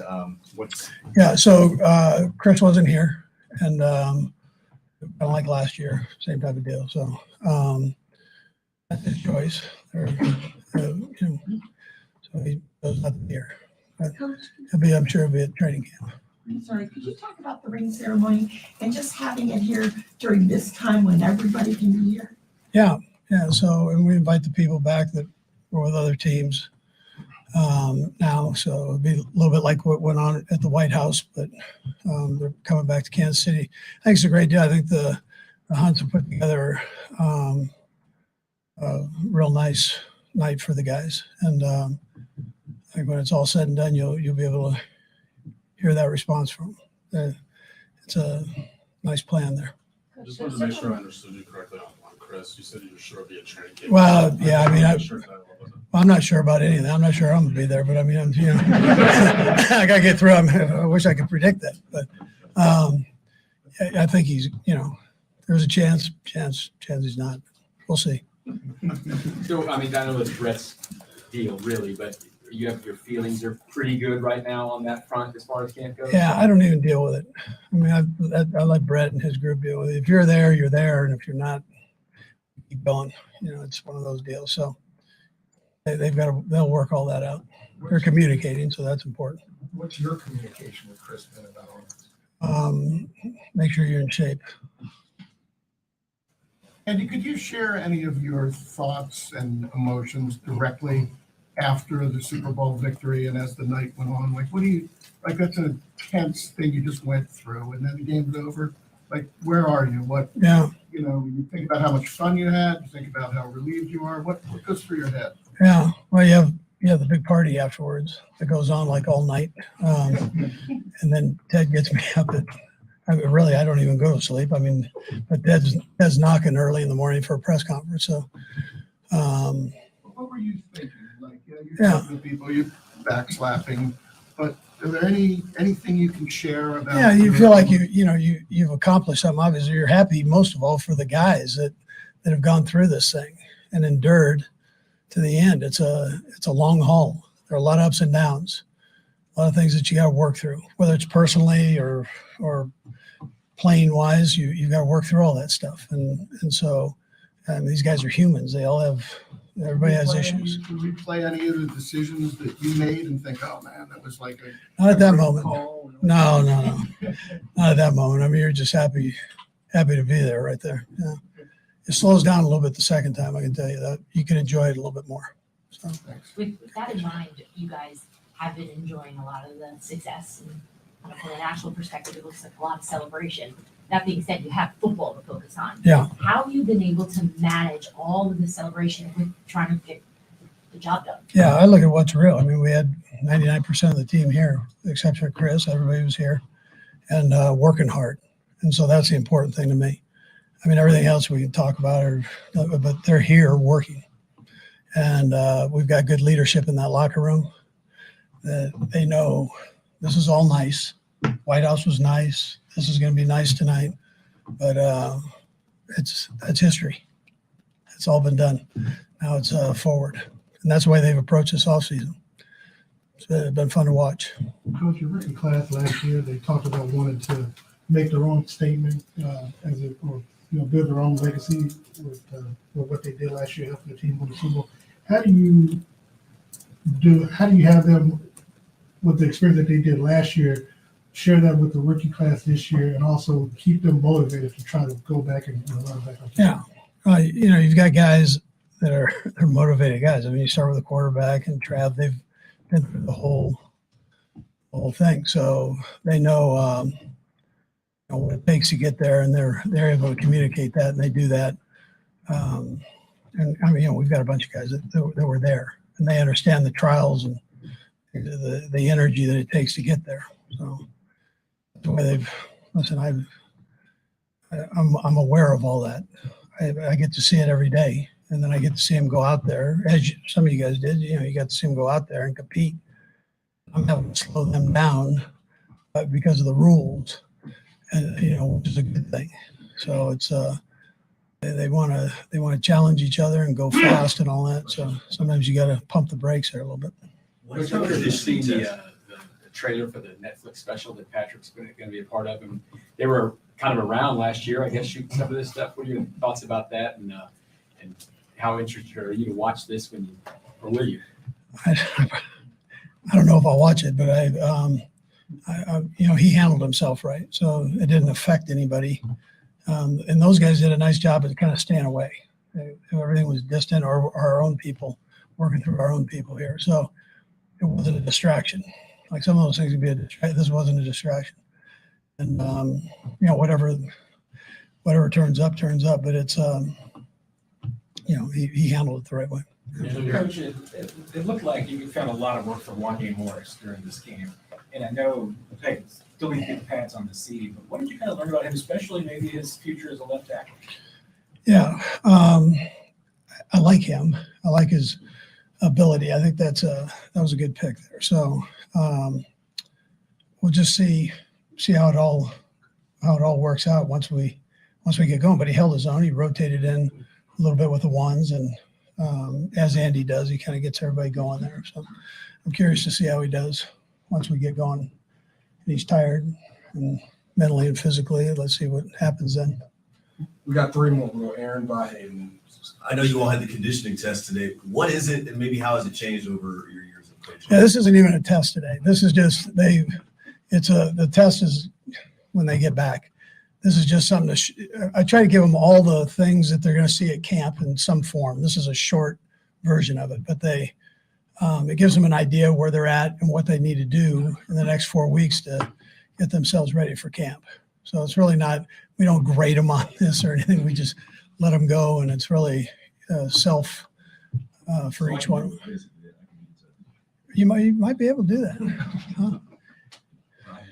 Andy, a few weeks to camp now. Do you want to disconnect, shut down a little bit yourself, get away from everything, or how do you balance that? You have to think about how you do it. I don't have to think too hard. I'll take a little time. Yeah, most of the coaches take time now.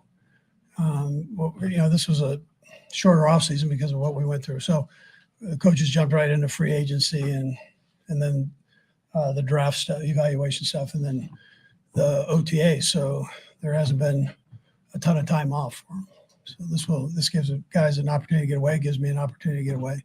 Will there be a day or two you don't even draw on napkins? I mean, do you find a way to just not do I'll probably it? listen. I normally take the mornings and for an hour or two and knock some stuff out, and then I'm good the rest of the time.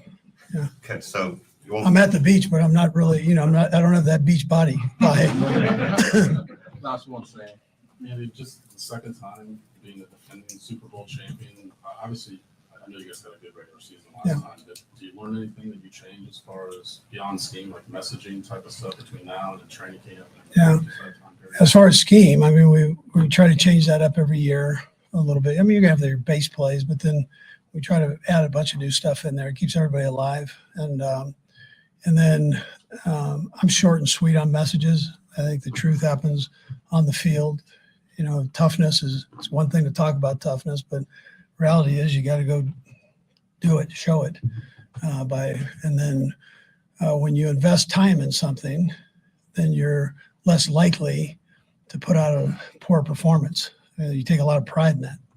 And so time and effort become a big part of being a professional football player. So that's I don't do a lot of talking. I don't do a lot of talking to them. It's more, this is what we're going to do. Let's go do it with some energy. Be an energy giver, not an energy taker, and let's roll.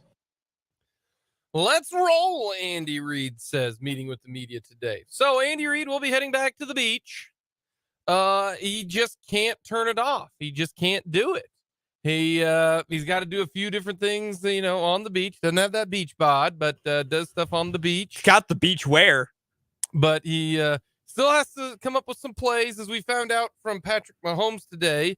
And we'll hear from Pat coming up to start the 2:00 hour. Patrick Mahomes says that sometimes Reid will call him at like 4 a.m. here during this month. Mm-hmm. And he'll be like, hey, I got some ideas. I got a couple plays. And Mahomes, of course, answers it if he hears it. And he says, Coach, it's 4 a.m, man. I'm sleeping. Hey, Pat has young kids now. Maybe he's awake at 4 a.m. because they're awake. You know this, Jake. I was awake at 4 a.m. this morning. Yeah. My son he told me, hey, Daddy, I got all my sleeps out. And you're like, buddy, I didn't get mine out. I still got mine, so go back to bed. And he was able to go back to bed. So Good. that was a positive situation. Good boy. But Andy Reid commenting on Skyy Moore. I think that's good stuff. So Andy Reid will be on the beach somewhere, in San Diego, LA, Huntington, Newport, Laguna, San Clemente, somewhere around there. Coming up, we'll hear from Patrick Mahomes. He had some great stuff to say. We'll get to that here to start the 2:00 hour.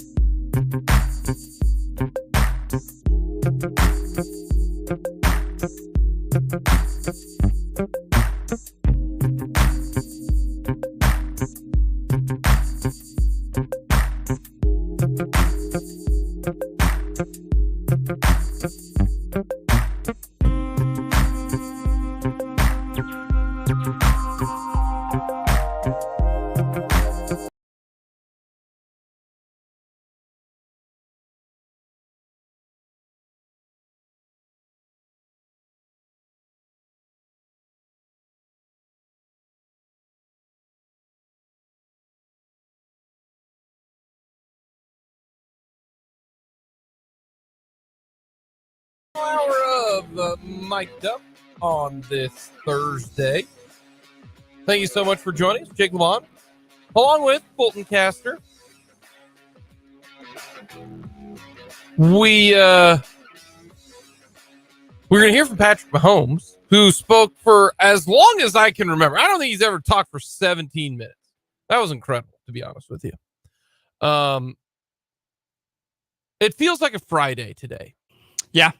Today feels like a Friday because Andy Reid, Patrick Mahomes speaking, and I feel like, okay, we got the weekend tomorrow. No, we got to work tomorrow. Feels like a Friday today. We could just not work tomorrow.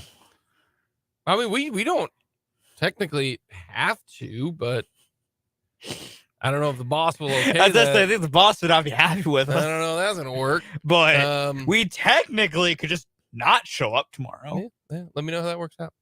I'm not going to do that because I like my job and I like being able to pay my bills. But we got a start bench cut coming up, and Mahomes talked a lot. He really did. A lot of good stuff. We're going to hear from Patrick Mahomes, and we'll finish up this edition of Mic'd Up here in this 2:00 hour. But Patrick Mahomes did speak, and here is what QB1. And listen to what he had to say about the new docu series. I'm even more excited now. I was at like an 8. I'm now really excited. Dude, I'm so hyped for this. I'm so excited. Because at the very end, he'll tell you that I think you'll see a different person. He keeps a very calm demeanor, doesn't really let you in a whole lot during press conferences. I mean, whoever he was talking to at the end of the AFC title game, kick the field goal, they win, and I just want to thank God for putting me in this place. And then, of course, you got Travis Kelce coming out of overwhere. Woo! Burrowhead, what? This is Mahomes. I need to get that as a t-shirt. You know what I mean? There's a few t-shirts I need out of that Chiefs Super Bowl run. I need the Burrowhead one. But he goes, on the field, I'm like a different person. Yeah, I can 100% believe that. And he's a trash talker on the field. We know that 1, 2, 3, 4. Yeah, we've seen it. We've seen that. But also, one of the snippets is where he does the pass against the Bucks and flips little it, spin move, spinorama, and he goes, "I'm like that." That's awesome. I'm like that. The trailer also had the snippet where he and Max Crosby got into it. But Max Crosby was on a podcast just earlier this week and was talking about guys who kind of talk trash. He goes, "Oh, Mahomes will let you have it."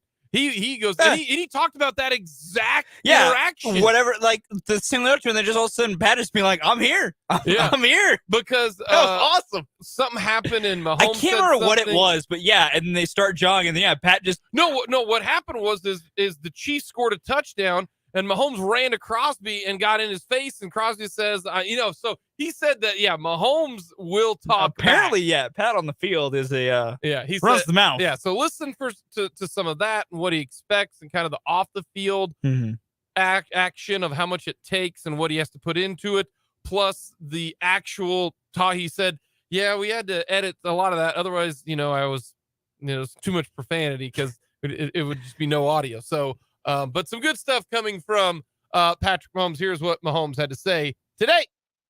Excited about tonight and the fact that you're getting your rings during this time when all your teammates are here. Yeah, I'm very excited. I mean, that's what you work for, was to win the Super Bowl and get those rings.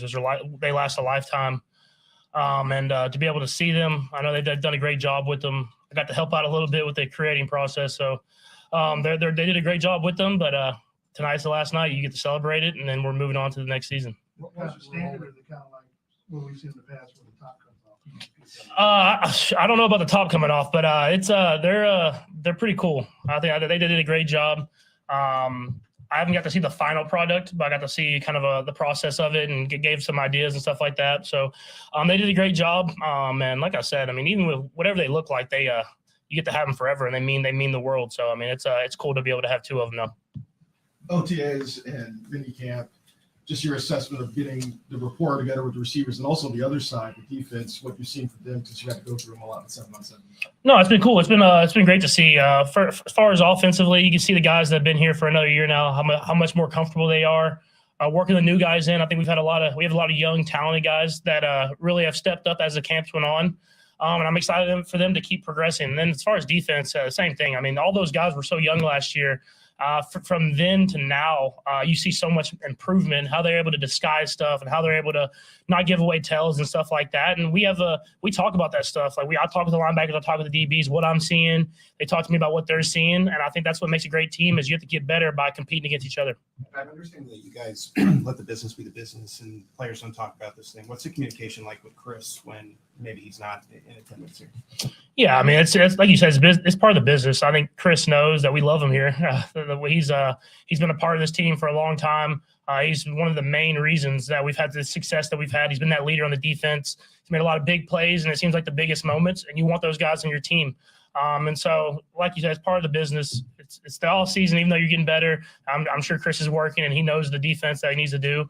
And the hope is that everything's good by training camp, and we're able to come in and just roll, and that's just part of it. And that's what makes this team so great is whenever guys like that have to go handle their business, we let them handle it. When they jump back in the building, we get back to right where we left off. Patrick, how much have you seen Skyy grow this offseason and your own sense of trust and connectivity with him? Has that become stronger? Yeah, 100%. I mean, Sky's a great player. I think you could see at the end of last year how he was trying to kind of picking the stuff up and making big plays. And I think that just kind of transitioned right into this season. He's someone that's going to be able to called upon more, kind of in that same role probably Juju was in last year. But he can also go over the top and make big plays happen. And another year in the offense. So I think you see with Coach Reed's offense, it's hard for those young guys sometimes to have an expanded role. And as the season goes on, the role kind of expands. And then that second year is when they really take off. And so I'm excited for him, but I'm excited for a lot of these dudes. It's cool to see how comfortable they are with the offense this year. And we're going to continue to move forward and put more and more on them so we can be the best that we can be. And following up on that, I want to ask you, with the receiving group that you had last year, including Juju and Cole, now what you have now, what difference, or what are some of the differences that you see with this new set of receivers? Yeah, I think it's just they understand what's required for them to be great. Last year they were all learning at the same time. I think that was a different thing. I mean, McCole was the only guy that had been here. So they were all learning together, trying to figure it out and put it all together, whereas now they can teach each other.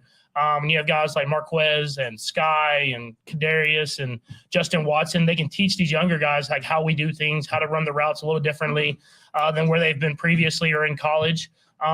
We just have a deep group, man. It's gonna be a lot of competition. I said it the first time I was up here. It's like I don't even know who's going to be that active roster opening day because there's so much competition. And I can see these guys all making the team. Pads come on next month. That'll be the test. But how have you sensed Smith and Taylor, the tackles, kind of fitting in their growth so far? Yeah, really. I mean, really good players. Both of them. I mean, they've had success other places, so you know that they can play at a very high level, Pro Bowl caliber level. And so now it's just about incorporating them into our system. I think the best thing for him is we go against Spags. So he does a lot of different blitzes, and they're having to communicate and use that communication. And then whenever they're blocking one-on-one, I have all the full trust in the world. But utilizing that communication, being at the right guy at the right time, stuff that we work through. But I think if you can get through OTAs and minicamp and training camp with Spags and get to the season, it'll be a lot easier. Patrick, you got to, for the Netflix special, you got to use your production company in the making of it. Mm-hmm. What was that process like? And just what was it like seeing the trailer come out? Yeah, I wanted to for sure be able to have some editing rights because I've realized that I'm kind of wild on the field. Like I don't even remember the things that I say, but I'm a competitor. That's just who I am.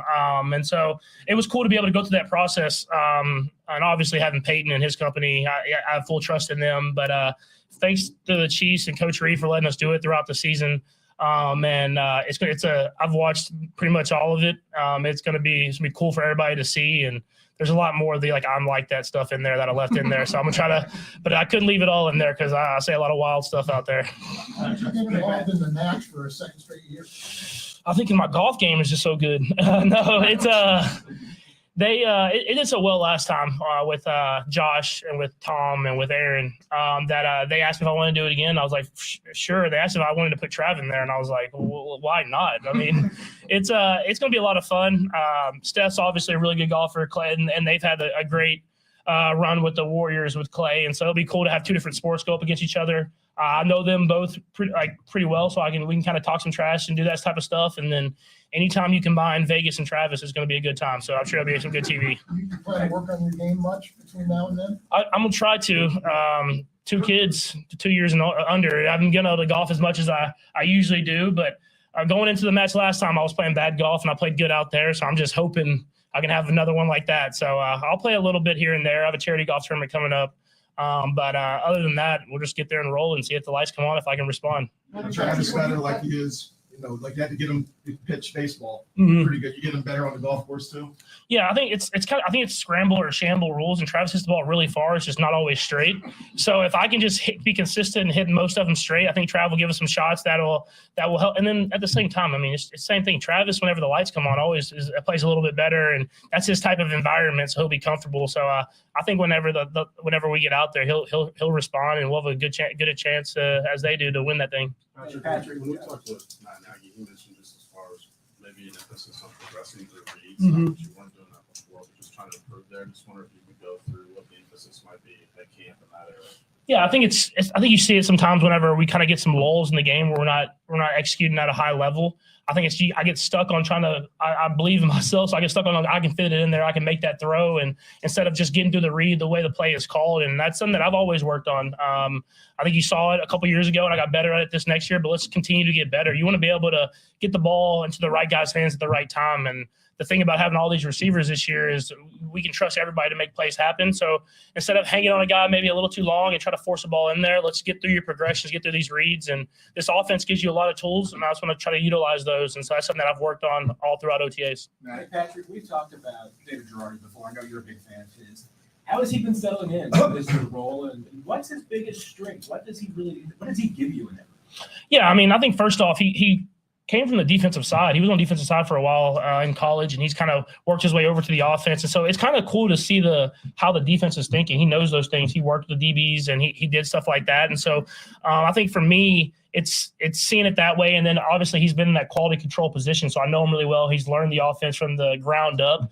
And he learned at a high level, and he continues to push me to be better and better. And so comfortability, and then ways to let me see the game in a little different way than I've seen it before. I'm always trying to get better and see it in a different way so I can go out there and execute at a high level. Patrick, everybody knows how tough Andy's training camp is. Obviously, that's next. Mm-hmm. You have a fascinating memory. I know you have a photographic memory as well. Can you just explain what was the hardest maybe practice or the hardest moment of an Andy Reid training camp? Oh, 100%. I know it already. So first of all, you can see I'm still sweating from the conditioning test we just ran.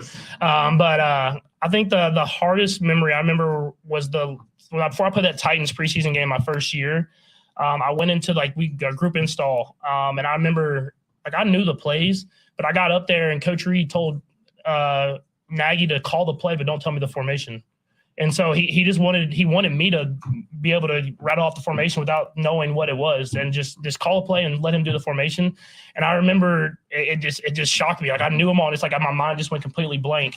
And so I just got up there, and I remember there was a play, and it was literally 5 words, which is the one play in Coach Reid's office, not 15 words. And I was so flustered that I forgot it. I forgot the formation.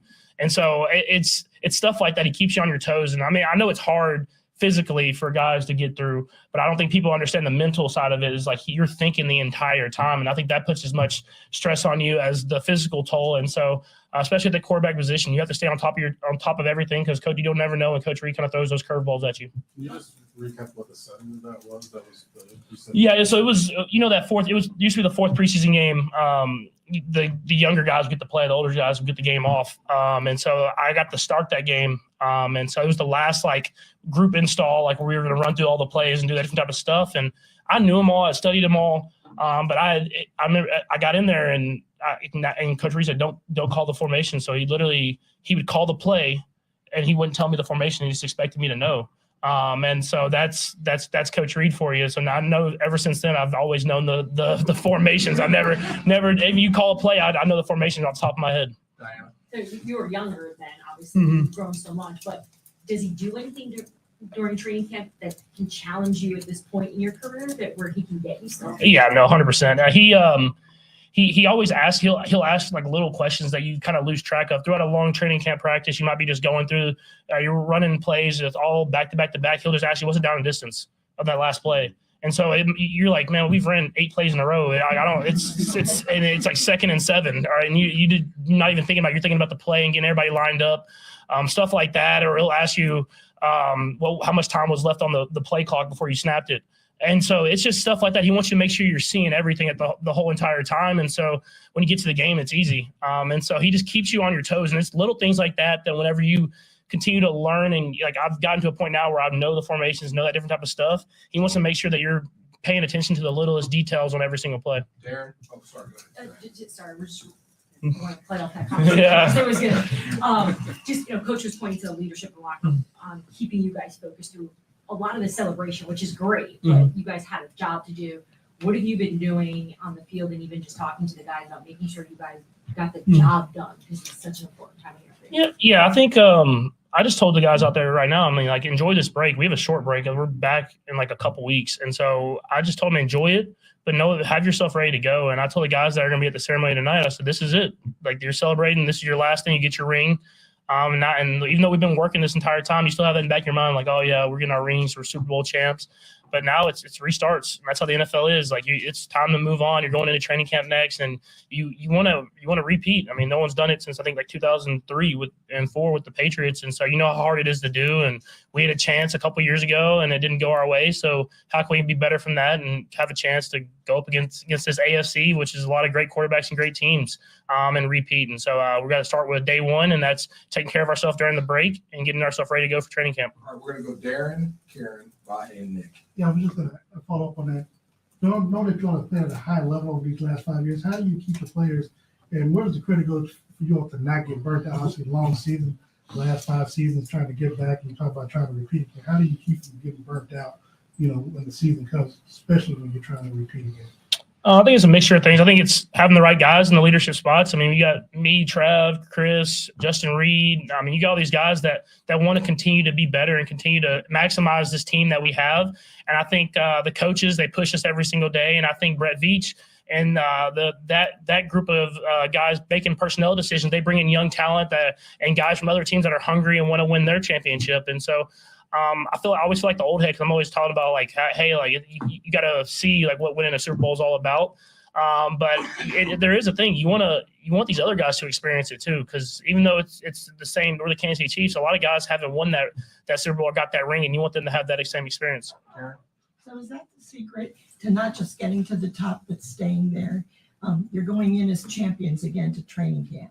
And so is there something you learned from last time that you go into this time with the title of champions, knowing everybody gives you your best shot always, and the bar is a little bit higher again? Yeah, I think it's just, at least for me, it's about maximizing the moment. I know that I'm not going to always have this team around me. I mean, Travis is like 45 years old. Chris is all getting up there in age too, still playing at a high level. And all these guys are at the prime of their careers, and you never know if you're going to have this team. And it's not, and I'm never have regrets about when you play your best and you lose, but I don't want to ever have the regret of not giving my best every single day and then looking back and saying, hey, like, we had the team and I didn't do what I needed to do in order to put us in the right position. So that's where I feel like it's not always about winning. It's not always about winning that Super Bowl championship. It's about leaving everything on every single day to give yourself the best chance, and whatever happens. Because at the end of the day, everybody's trying to win it, and there's a lot of great teams, but I think we have as good a team as anybody, and we can win it. So I'm going to try to do whatever I can to put our team in that position. Patrick, obviously, Andy still challenges you as you're talking about, but there's been a wavelength with him from the time you met him, basically. And I wonder if you could just describe how that's grown and maybe what ways you feel like you always sort of know what's in his head and vice versa. I think it comes with just preparation. He's very open. He tells me what he's thinking throughout plays. I mean, y'all see him, he's right there behind me. He'll ask me questions right as the play goes on. What did I see? Stuff like that. And I've kind of got a feel for what he's looking at, why he's calling plays, what he's calling it for, and everything like that. And then the person that he is, I mean, he truly cares about everybody in that locker room. He wants everybody to succeed. And he tells guys all the time, he said he'll be your biggest fan. If you don't make this team, he's going to try to get you on another team. And that's just who he is. He cares about the people as much as he cares about us playing on the football field. And I think that's why you get such effort and greatness from these guys, because we want to do whatever we can to help him out. Will you guys leave each other alone over the next month, or are you going to be calling and texting? How much? Like I try to leave, and then he always calls me at the most random times. Like he'll call me at like 4 a.m. and I'm just like, Coach, I'm sleeping. And he's like, he's up. He saw a play that he likes. He wants to talk to me about. And so it's I know I love it though. We love football, and that's why we get to come up with these creative plays, because he's always working. Josh, one next. Yeah, Patrick, going back to the Netflix series, with the amount of access you gave to him, what are you hoping people take away after watching it? I don't know if I hope people take away from this, but they're going to see how different I am here and then on the field. I think that's the biggest thing that you're going to see is I try to cut out as much profanity as I could, but it's hard. You would get nothing in the whole game. And so I think you see that, and then you see the process of throughout the week. And I know if you hear it in the trailer and stuff like that, people don't. I mean, it's just hard. Not a lot of people see the process of throughout a week of how much preparation and working out, and it's a long season. It's 8 months pretty much from July until February, whatever you want to call it. And OTAs as well. And so you have to prepare, and it's the long process of you're getting better. Even if it's not that day, you don't have the success you want, you did it for a reason to get better. And I think that's what you're going to see. And I think you see it from 3 different perspectives at the quarterback position, and you can have success in all different ways. So it's really cool. And hopefully they pick up another season. We get some other quarterbacks so you can see their perspective as well. That's Patrick Mahomes meeting with the media today. Some great stuff there. One called Travis Kelce 45 years old. That was funny. Hilarious. Andy Reid just wants to talk football, man. That's why I don't see him retiring anytime soon. If he's, calling Patrick Mahomes at all hours of the day to talk about a specific play, that's just that's what he does. Like there are just guys that are different. And I think Andy Reid is one of them. That's why I think he's going to play as long as his body holds up. Yeah, I'd agree with that with Andy Reid. I really, really do. Talked about Skyy Moore, his, getting more comfortable with Skyy Moore. That's great to see. The docuseries, he did have some editing control, because he wants to keep that image, right? Wants to keep it the way that he has kept it, if you will. I thought that was great to see, but you'll get a peek behind it. We talked with Mike Miller. Mike Miller said an offensive lineman in the XFL, they're watching 4 hours of film a day. What do you think Patrick Mahomes is doing? Yeah, that's a good question. So I want to get into more of that. I think that's going to be fun when it comes to the docuseries. I really, really do. You got the ring ceremony tonight. That'll be cool. The ring will be absolutely ridiculous. You'll see a whole bunch of pictures on Twitter for the 2 Super Bowl rings that Patrick Mahomes and the guys own. That will be exciting to see tonight. And they get the time off. Golf. He's interested in golf. Yeah. I will watch that. It's Patrick Mahomes, Travis Kelce, and the Splash Brothers. So this was maybe the most chatty that Mahomes has been in a while. Yeah, he's feeling good. He won a championship. So he's light.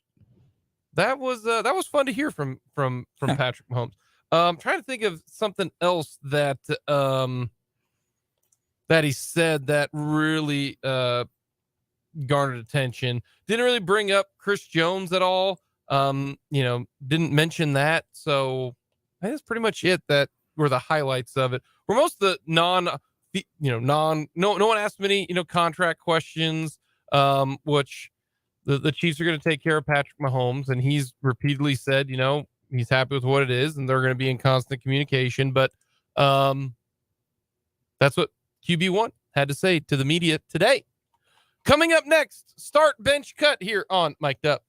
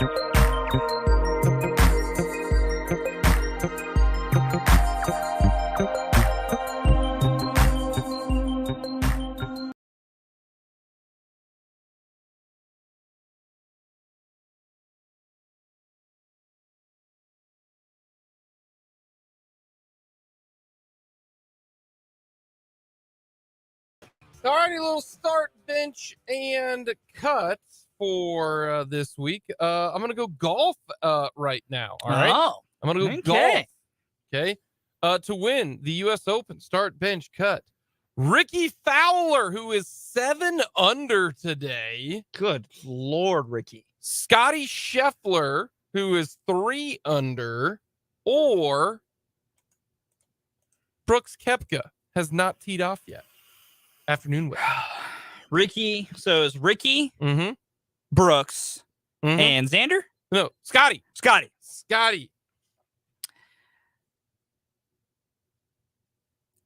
Start Scotty, bench Ricky, cut Brooks. I think that's where I go. Yeah. Brooks hasn't even started yet. What if he should fires 5 under? Yeah. You're just going with what they've got already. I'm going with my gut. I still think Scotty's got like I think over an entire weekend, going the weekend, I'm gonna have more faith in Scotty than Ricky. Ricky, obviously, with starting out so well, kind of puts that leg up. And I don't know. I don't know. I don't know if Brooks can have another good tournament performance. That's where I think I go right now. All right.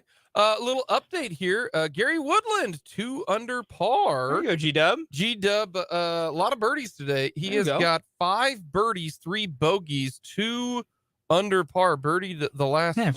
Could just clean up that scorecard a little bit. There you go. That'd be nice. Going to Major League Baseball for you here, Jake. There are 3 teams in 3rd place in their divisions who have won 8 of their last 10 games. Philadelphia Phillies, Los Angeles Angels, and the Cincinnati Reds. Start, bench, cut.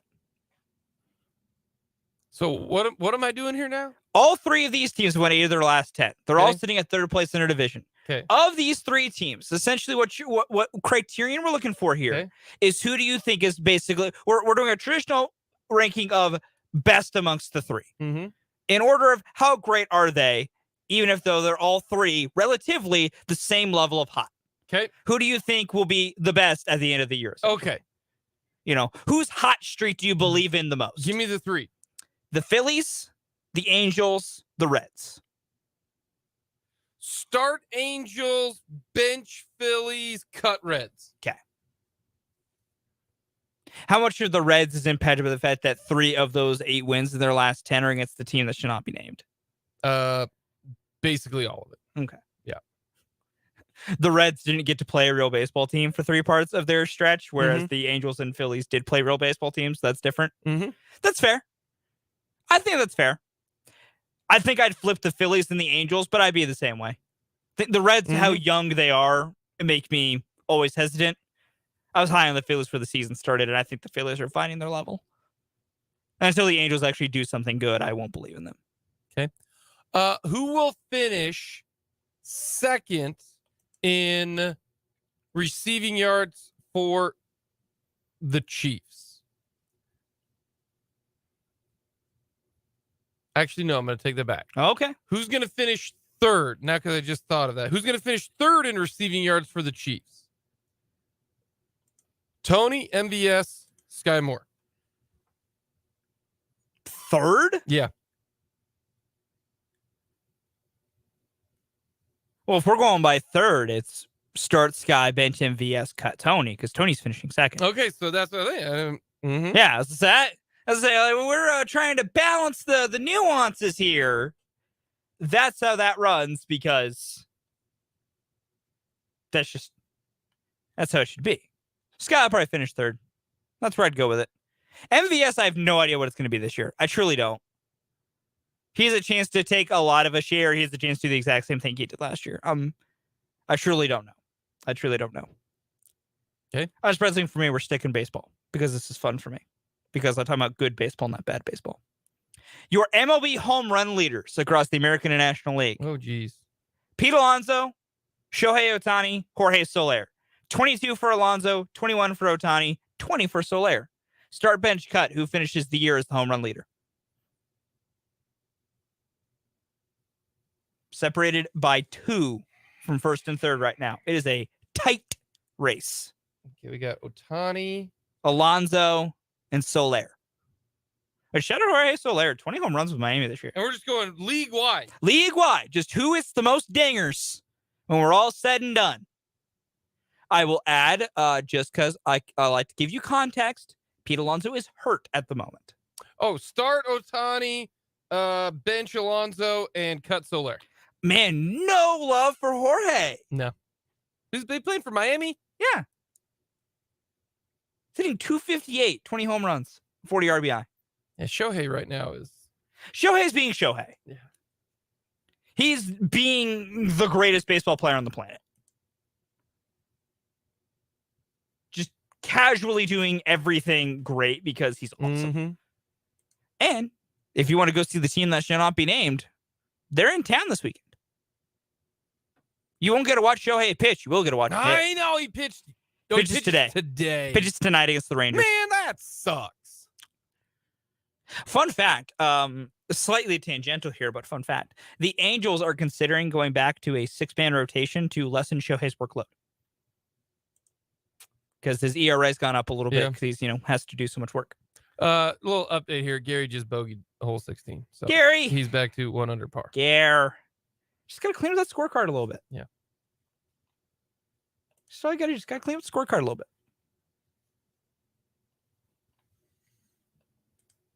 Ricky Fowler, 7 under. This is a par 70. He'd be shooting a skinny little 63. Good for Ricky. Good effort, man. Good for him. Xander at 6 under. A lot of birdies out there today. Bryson DeChambeau. What's cool about this, if you go to the U.S. Open leaderboard, it's got the leaders and everything. And if you've won the U.S. Open, you have the U.S. Open trophy right next to your name as like a silhouette. Fancy. And that's kind of cool to see Gary Woodland, U.S. Open champion.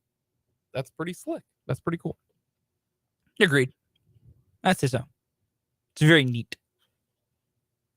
So that is what I will be taking care of this weekend. Watching a little U.S. Open. Big shock.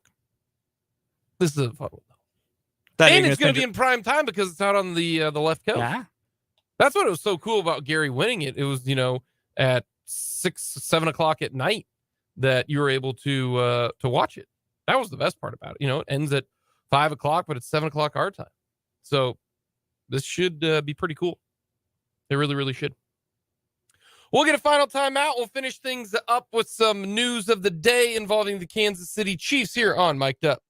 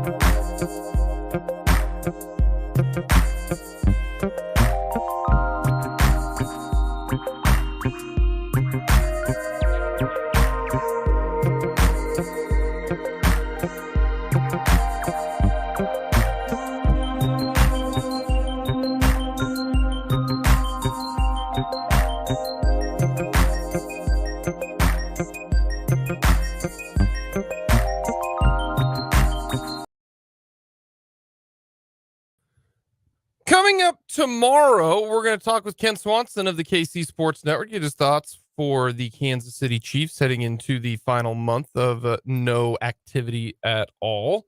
We will get to that. We will talk about the baseball team that is in our area. We purposely didn't do that outside of the first 10 minutes of this show. But we will tomorrow. It's felt good, honestly. You're in a bad spot, bro. Brother, let me tell you. See, here's the thing. You'll grow out of this. This is it will.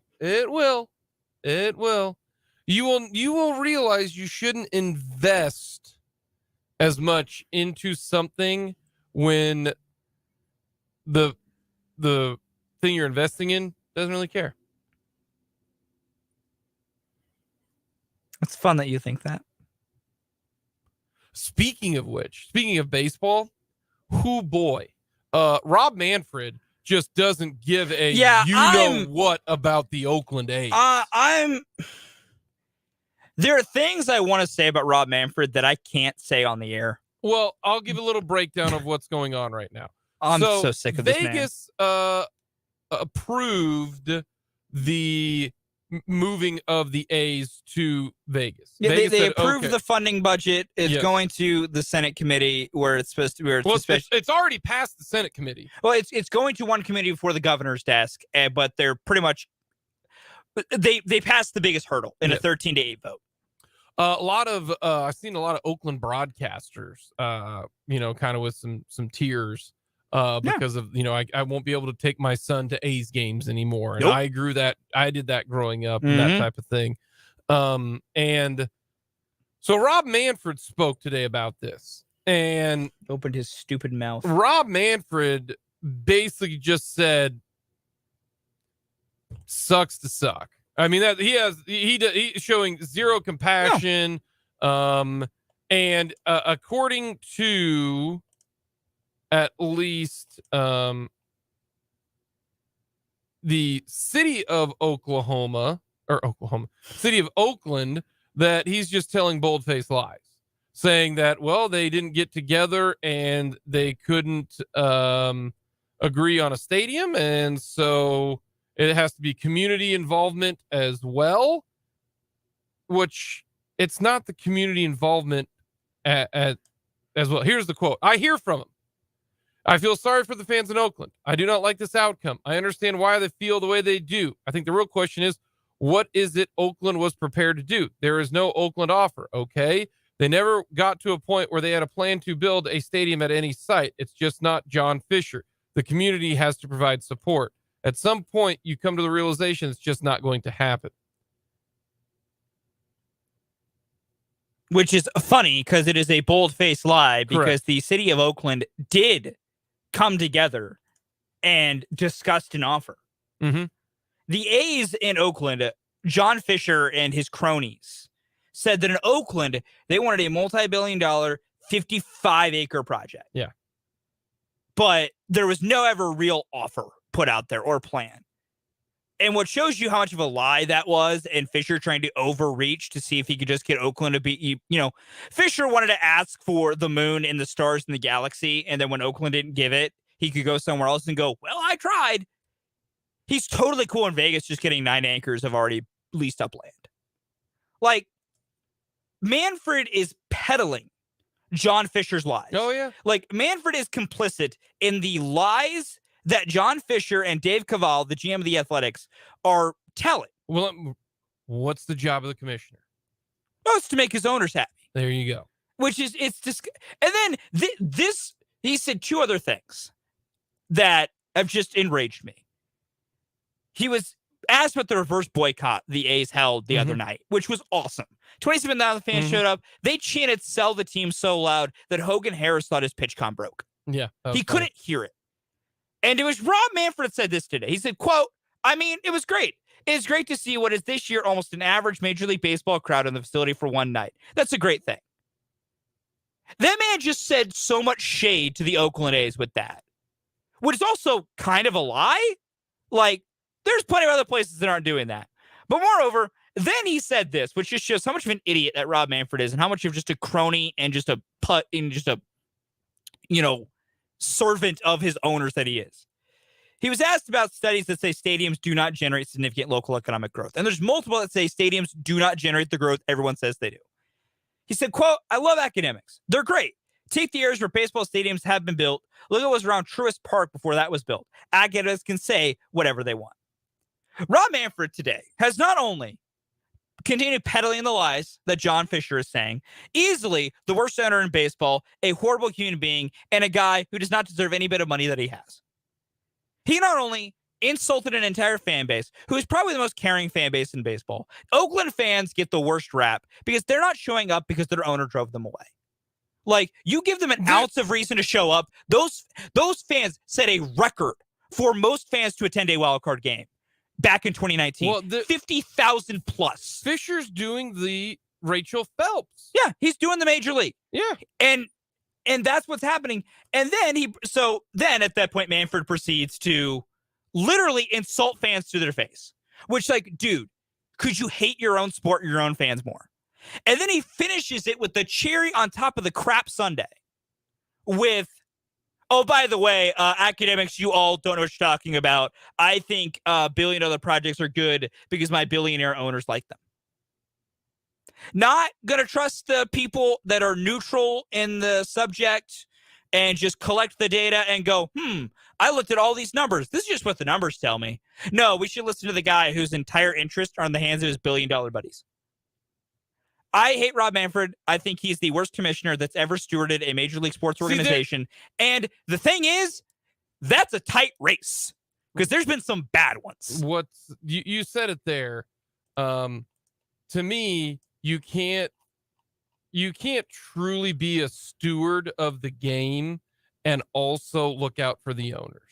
No, you get to be one or the other. You can't do that because in every sport, and this is calling a spade as much of a spade as I can. In every sport, the owners do not care about you. They do not care, for the most part, about the game they are running. Correct. They care about their bottom line. Correct. In my opinion, and I know this is kind of counterintuitive to what commissioners are supposed to do because they're employed by owners essentially, and owners control when they get to be there. Commissioners' jobs could be making sure that the game is in a proper place, that their league is benefiting the fans. Because if you do that, you will get a better bottom line because then people want to engage with your product. As much flack as we can give Goodell for a lot of things, he tries to make sure the fans like the product because he knows that will make him money. He does other stupid things because all commissioners do. But Manfred is the only commissioner I've ever seen that just actively hates his sport. I mean, the A's were obviously in Kansas City and then moved to Oakland in 1968. They have been in Oakland since 1968. And there are generations of Oakland fans who love that franchise. See, and that franchise is beloved. It's different than the Rams when they were in St. Louis because... And that was its own problem. The difference there is... they were in LA... And then to St. Louis, and then back to LA. And then back to LA. They were in St. Louis from 95 to what, 2011? To 2015. Okay. Oh, man, they left later than I thought. So it's not quite the same. It's not. And even for all Not the quite the shady same. stuff that Kroenke did to get the Rams out of St. Louis, that's its own shady thing. What John Fisher has done is just despicable. And if any of these owners had a backbone, they would see what Fisher's doing and just going, like, MLB loves their antitrust exemption. Mm-hmm. That is their favorite thing in the world. John Fisher might cost them it. Like, MLB, and mainly John Fisher, is doing everything they can to test how long they can keep that antitrust exemption. John Fisher might cost them it. And if any of these owners had a backbone or just a brain cell, they would go, whoa, whoa, whoa, whoa. You're going to cost us the best golden goose we have in that antitrust exemption? All right, buddy, you don't get your stadium now.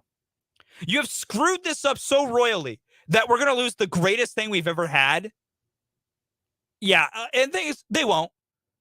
And MLB's probably not going to lose their antitrust exemption, which I think, honestly, at this point, they should, with how much stuff these owners keep doing. This would be the cherry on top, and we'll end it with this. Yeah. If John Fisher, the owner of the A's, moves the team to Vegas and then sells the team, that's just the most, that's brutal. Yeah. That's brutal. And I'll be honest, I think that's what he's going to do. I bet, because you're going to get, because he'll get a better return on he'll get more money because they're in Vegas over Oakland. Yeah.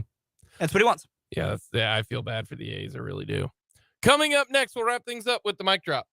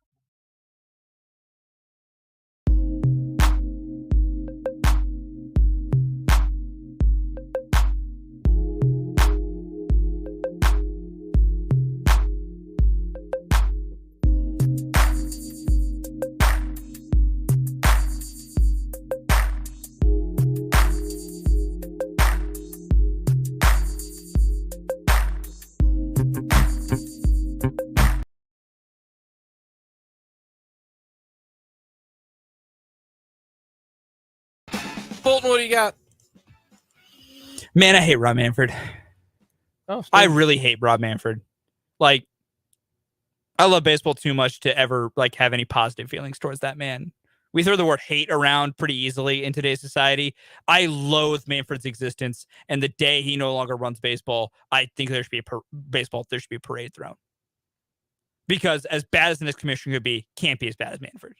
I love the fact that Andy Reid still calls Patrick Mahomes at all hours hilarious. of the day. Calls at 4 a.m. to tell him, hey, I got a great plan. Coach, I'm sleeping. My Bro. favorite part is you have to answer that. Yeah, you cannot not answer Andy Reid. Yeah. You're answering the phone. That's hilarious. That they have just a special relationship, and I'm even more excited for the docuseries. Coming up next, we've got 580 Sports Talk. We'll talk to you tomorrow at noon.